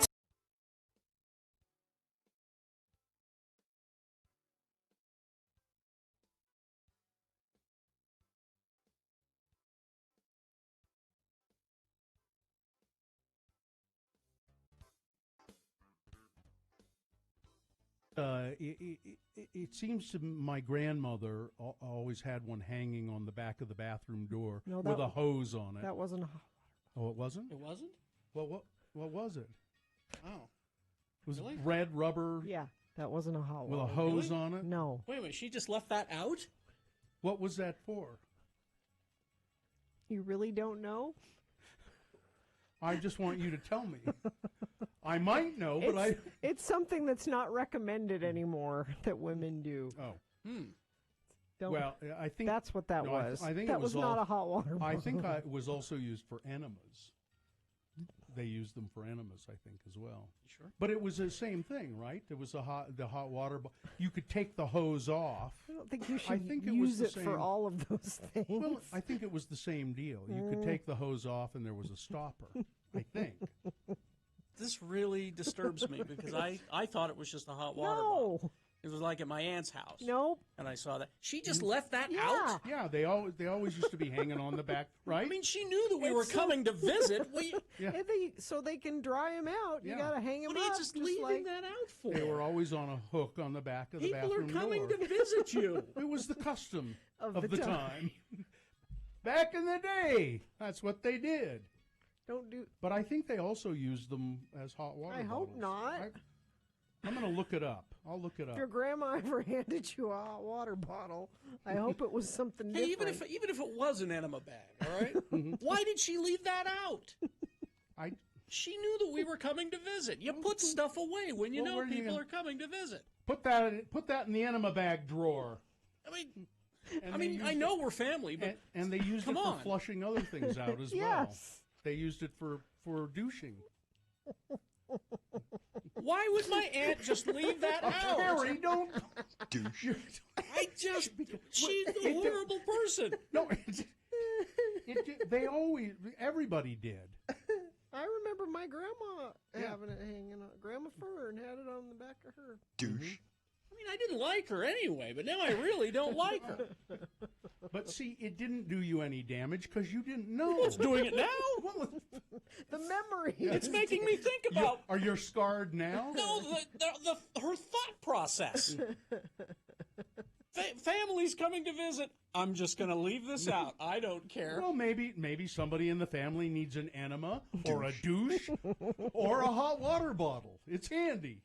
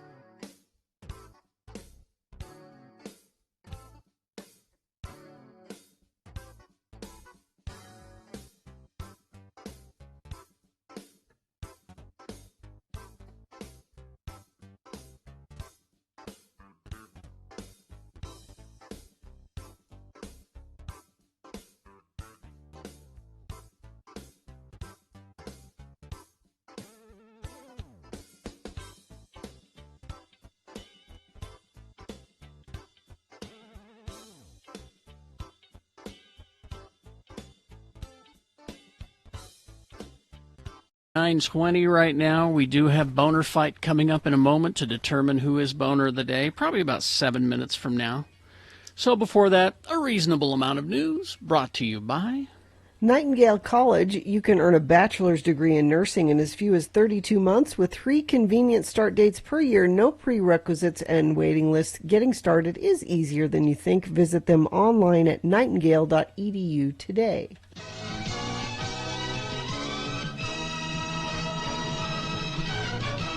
Well, Ryan Reynolds,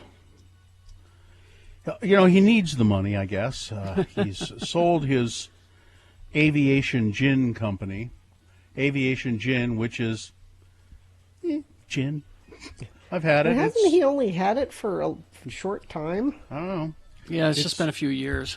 It's and it's you know, it's so I've had it a couple of times, and it's gin at $610 million.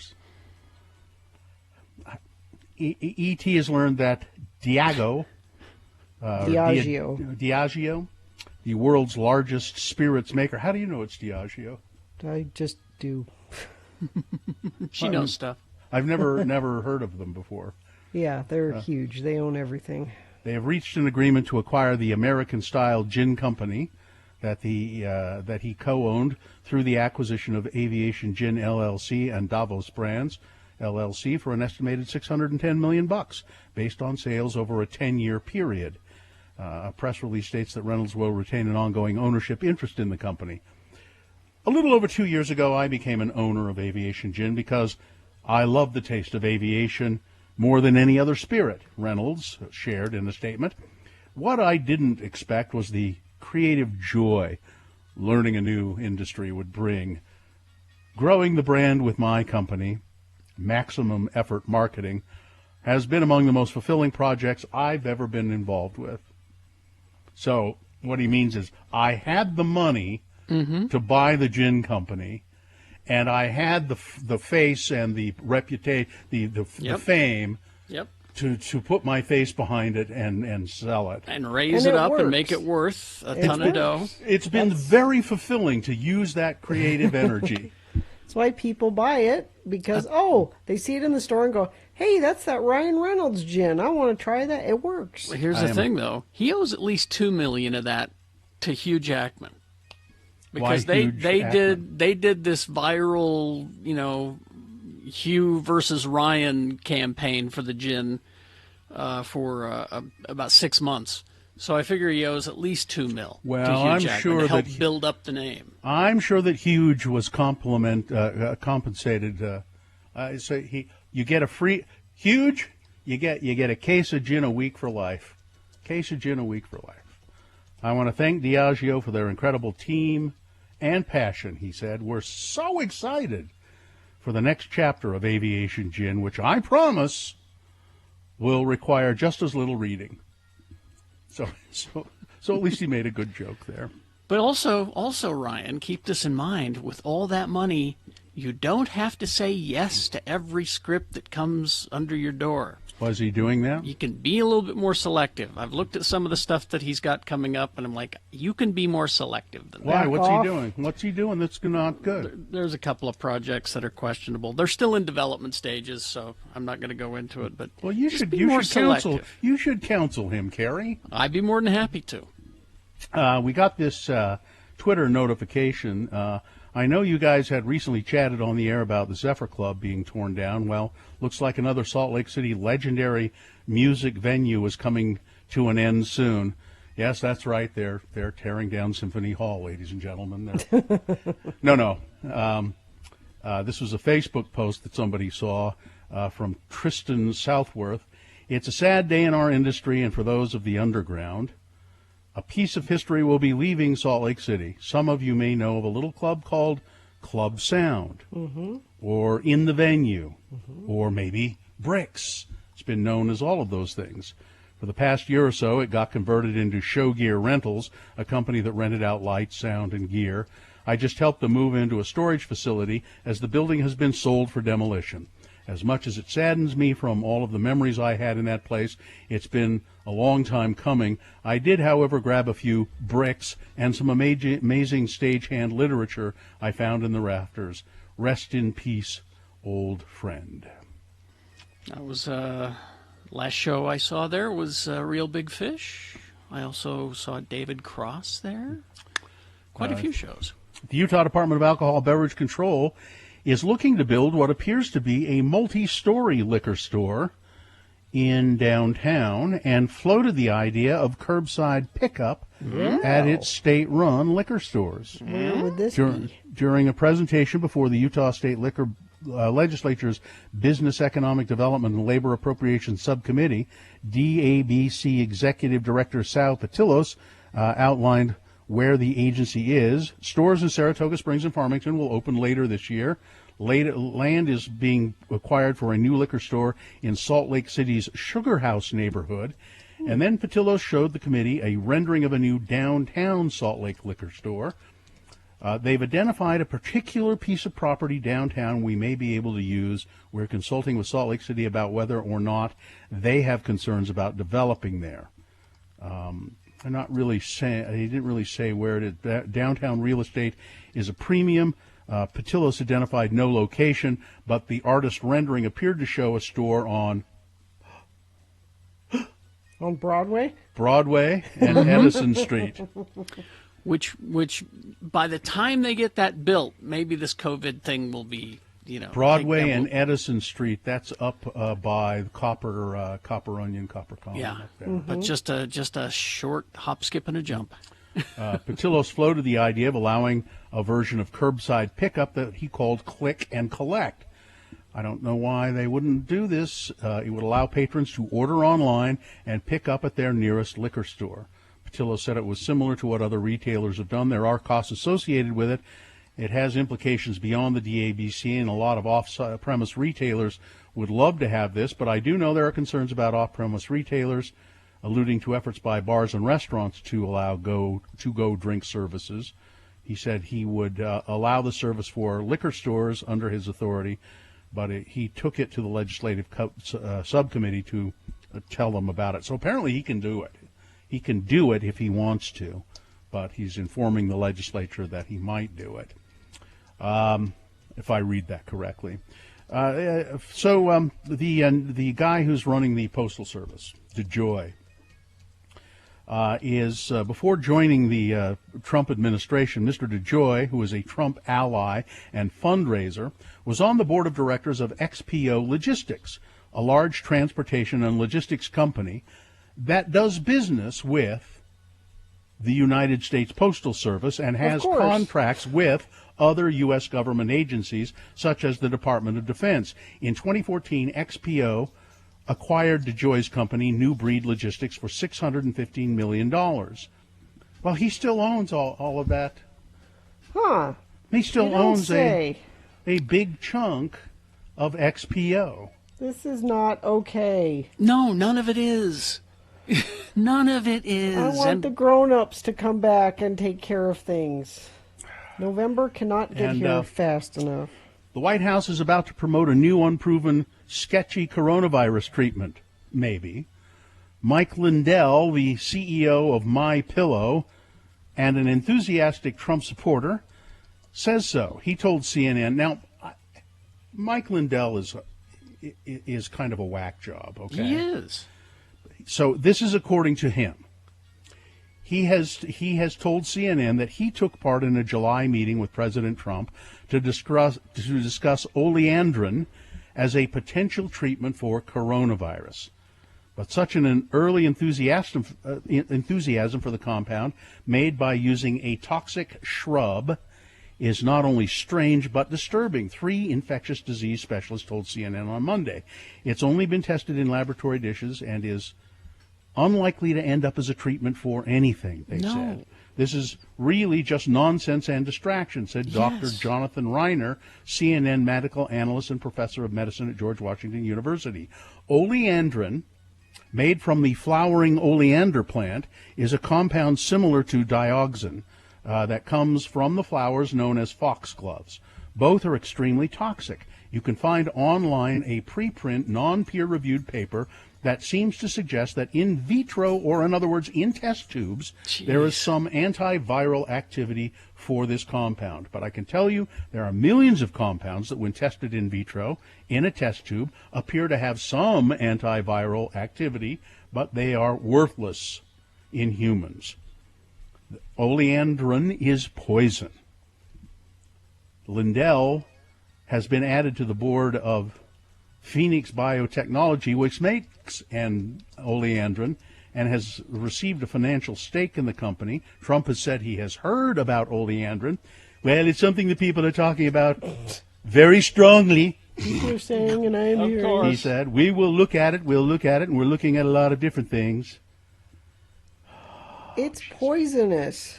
Yeah. Now, and people will hear a little tiny piece of that and go out and try to take it on their own. Should probably, just like with the hydroxychloroquine, people will get sick and die because of we this. should probably not have even mentioned it, because Mike Lindell is he's crazy. Yeah. He makes these pillows, and he's done very well with that. My Pillow, selling them on late night TV and infomercials they'll cure all your back problems. They're pillows that will solve every back problem and neck problem you have. Here's the other thing about oleander, the plant that it comes from. There was they had to put up signs warning people not to use the tree branches to roast marshmallows with. You know how you pull off a tree branch and whittle it down, and then you roast marshmallows with it? They had to put up signs around these plants telling people not to do that because people were getting sick. There's a movie that's based on a book called White Oleander, and it's Michelle Pfeiffer, and she kills her boyfriend with oleander. That movie was a huge hit, moneymaker. It was in Oscar contention, wasn't it? It was a good movie. It's you've got crazy My Pillow guy trying to poison Americans. Yeah, and Trump's going along with it. Well, I know. I've heard about it. People are talking about it very strongly. Very strongly. It's Mike Lindell who has said, "No, the president's very interested in this." That's what Mike Lindell says. So, it's Boner Fight with Radio from Hell on X96. All right, here we go. The winner from round 1 going against the winner from round 2. These are both local boner candidates. Round 1, it was hate speech and a really good tip. A Utah waiter in Ogden. I wonder what restaurant it was. If somebody knows, just text us 33986. Just curious. Doesn't matter that much. But this waiter in Ogden, he was serving so 3 people, looked like it was a couple and their middle-aged son. They're all wearing Trump hats. He said, I could tell by the way they were discussing things. So they didn't. I said, but I just gave them good service as best I could, and they paid for their meal with a card, and then left me a cash tip on which they had written, "Get out of America, F," and it's the 3-letter word for homosexual that begins with F. And he said that It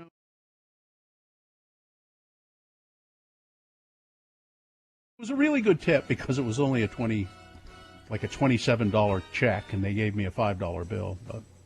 And that's going up against number 2. Get my dinner, woman, or I'll throw you in the river. Utah County man, a Provo man, Pleasant Grove man, throwing his wife. He threw her in the river because they're.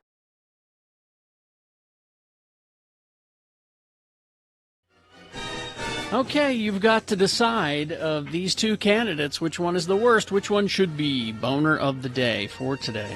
1 or 2. Remember your candidate number, the one that you think should win. Take that single digit, put it in the message of a text, and then text it to 33986. Or call the producer's booth, 877-602-9696. Use your voice to vote. Or go online, x96.com, look for the box that says Boner Fight. August 18, 2020, and vote there. You have until the end of these messages to do so. Oh, if you get to x96.com and don't see the Boner Fight box for today, refresh your browser. It should appear. You have until the end of these messages to do it. Vote Boner of the Day. Let's go. When Radio from Hell concludes, the music begins with a 1-hour nonstop music wingding on X96.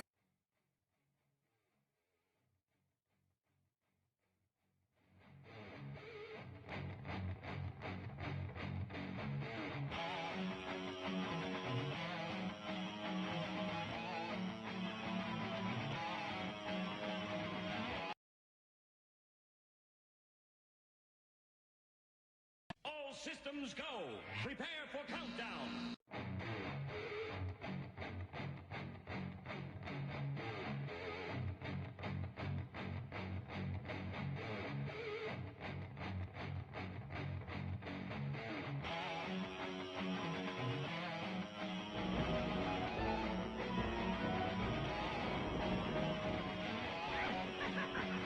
Greetings, children. This is your old friend, Gravedigger.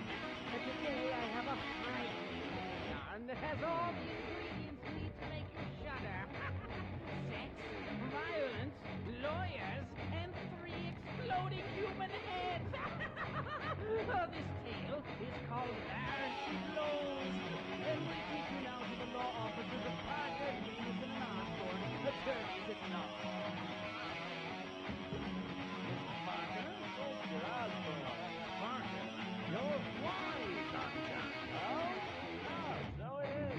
I was just having sex with my secretary. But Mr. Parker, that is so wrong. You're a married man. I'm aware of that, Osborne, and I don't care. As a matter of fact, I'm going back in for a second.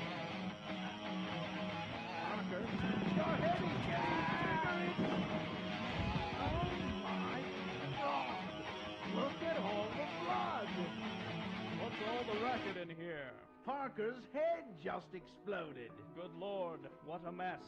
Hey, what's Parker clutching in his still twitching hand? That's the Bonneville specific file. He's been working overtime to make the board of directors look better in court. I believe he just finished it. Jameson, what are you doing? Erasing Parker's name and putting mine on it. I'll take all the credit now that he's dead.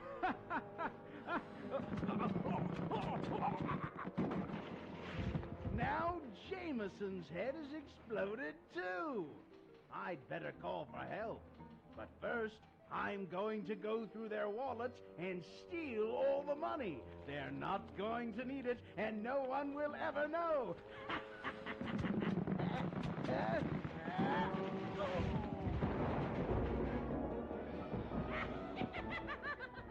Those 3 really know how to get ahead, eh? Their law firm tried to expand too rapidly and suddenly went bust.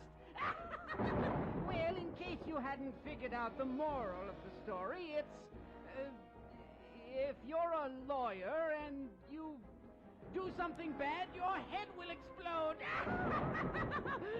This is the old Gravedigger inviting you to join me next time when our story will be called Chop Chop, Who's There? On Tales from the Grave.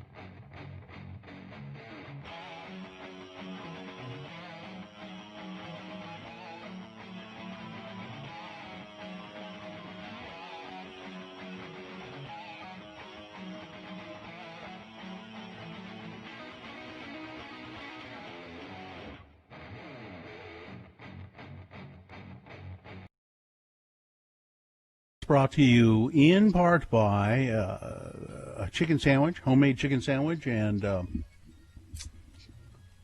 corn. I had some You leftover had a lot of corn. corn lately, Bill. Been on a corn kick. That's what you do when the corn is on, baby. When the Utah corn is on, and it's in the fields, and it's farm to table, my dear, farm to table. And Nightingale College, you can earn a bachelor's degree in nursing in as few as 32 months with 3 convenient start dates per year. No prerequisites, no waiting lists. Get started. It's easier than you think. Go online, nightingale.edu today. Yeah, so voter candidate number 1, it was hate speech, and it was a really good tip. He admits, the waiter, but he is a waiter in Ogden, and they wrote a anti-gay slur on a $5 bill, and it went up against number 2, Pleasant Grove man who threw his wife in the Provo River because they were having an argument about dinner. You know, important stuff. And, well, apparently it got that way. And, yeah, she was rescued. And I think maybe because it was a really bad, horrible thing to do to the waiter, but he did get a good tip. And that's probably why he didn't win. The winner was number 2. Get my dinner, woman, or I'll throw you in the Provo River. Still want more information about what the dinner argument was about. Yeah. What the whole brouhaha was. Yeah, I'm curious. I was curious about that as well. It's. And I'm also curious about. Okay, so somebody writes on a $5 bill, get out of town, America. What do they think is going to happen?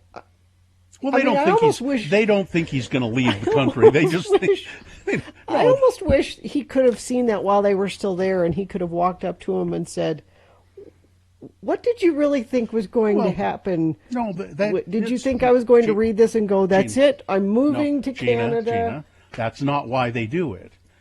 Obviously, they don't think maybe if we write this, he's going to get out of America.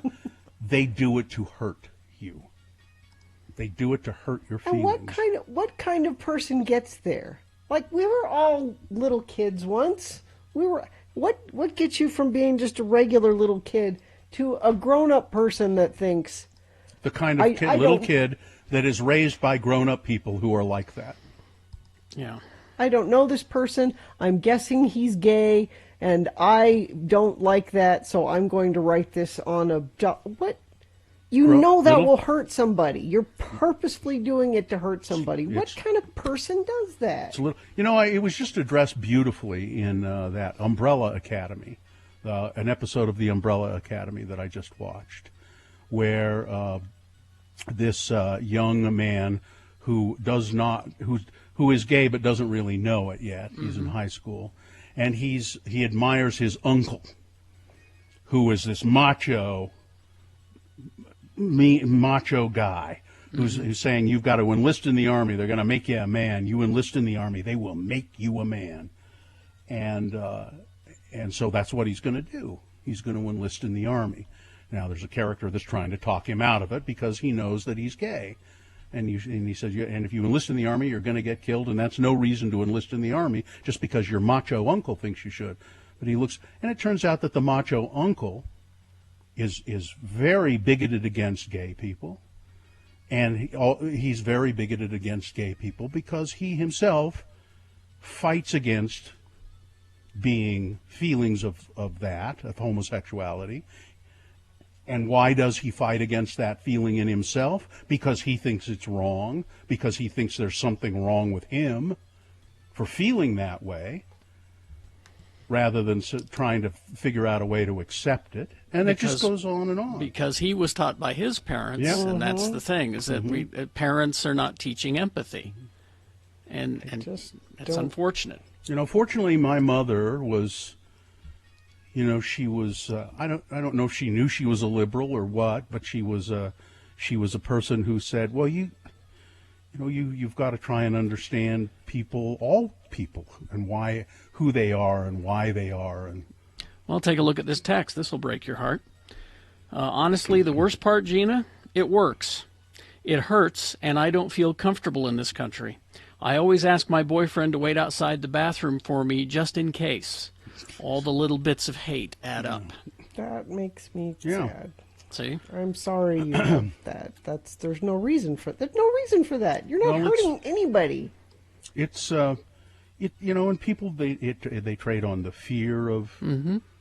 The homosexuals, they're watching for you. They're going to get you. They're going to trap you. What are you worried is going to happen? Well, what is your fear of? I really don't. Someone's gay. How does that affect you? They instill a fear in in you. See, they also tie it up with pedophilia, and they make you afraid that there are homosexuals out there preying on you. They're going to turn you into a homosexual. Because they think that that's what happens. They think that that's what happens, and it's not the case. Well, you can say no, but that's what happens. But we need to say no. There needs to be more people saying no. That's not how you don't make gays. They happen. They are. they happen. They are. Gays, you don't make straight. We are what we are. Exactly. But that would take understanding and empathy. Well, unless you enlist in the Army, and then I'll make you a man.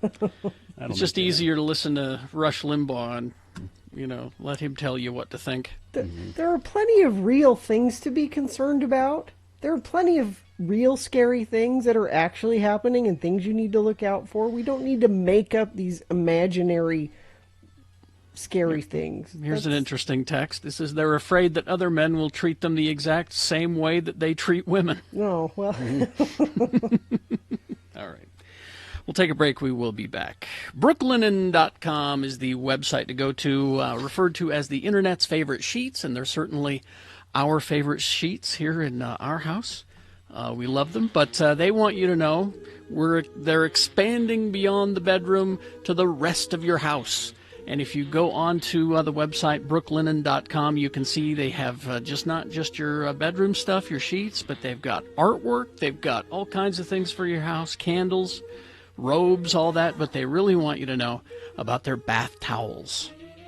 These things are just great. It's like your bathroom turns into a miniature spa. Helps you find your zen. You know what I'm saying? Perfect to stay in your towel all day after you shower if you want. You will want to because they're that comfortable. Sometimes I'll just keep my towel on the whole time. It's called efficiency.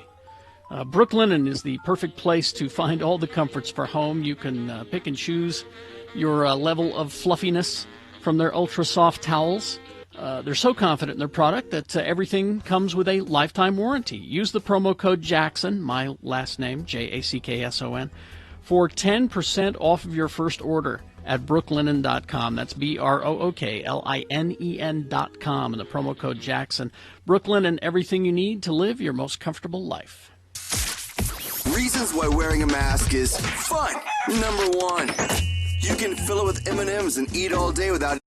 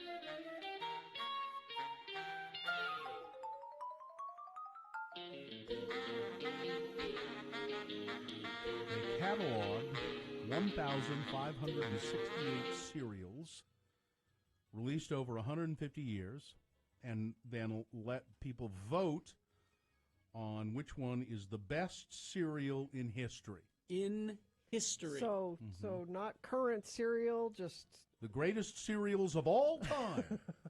I know you feel strongly about that. Over 500,000 people voted. This was a good list. Do you agree with the findings? I do. Okay. There's a top 50. Oh, no, there's a top 100. Top 100. Number 100 at the very bottom got 2,229 votes. I don't know as I've ever even heard of Vanilla Crunch. It no longer exists. Yeah, some of these are gone. It was a Captain Crunch line. Okay. And the mascot was a white whale. But it was delicious. It was just little vanilla balls. Sounds good. They were just delicious. So good. I remember the little white whale. Yeah. Now, do really you yummy. Grins, Smiles, and Giggles and Laughs? Yes. That's 99. Never heard of it. It's a kind of a sugary corn-based cereal. It's shaped like Smiles. Okay. All right, the top 10. All right. Number 10, with 5,051 votes, Wheat Chex. Again, a good utility cereal. I like no Cocoa Puff. Yeah. Number 9, Puffa Rice. Again, regional. Yeah. They didn't poll me on this. Well, wait. You know, Gina, there's a reason people don't poll you. No one cares for your opinion. Well, so far this top 10 sucks. Number 8, and you've been urging me to get to it. I've been doing the entertaining part of the list. Now we get to the sucky part. Okay. I knew what I was doing. Number 8, Rice Crinkles. See I don't again. know that one either. Number 7, Concentrate. What's Concentrate? I have no idea. That one I've not heard Is of this that a one. British list? I don't recognize because Weetabix is not on the list. Number 6, Wheaties. Number 5, Captain Crunch. Number 4, Honey Nut Cheerios. Delicious. Number 3, a good cereal, Cinnamon Toast Crunch. Always good. You like that I one. like that one. Yeah. Number 2, they're great. Frosted Flakes. And number 1. The absolute correct answer. No, and I don't get this, but I know you love this cereal. Quisp. Quisp. I nearly wore my Quisp watch today because of that. A cereal that should come back, right? It shows up every now and then. Yeah.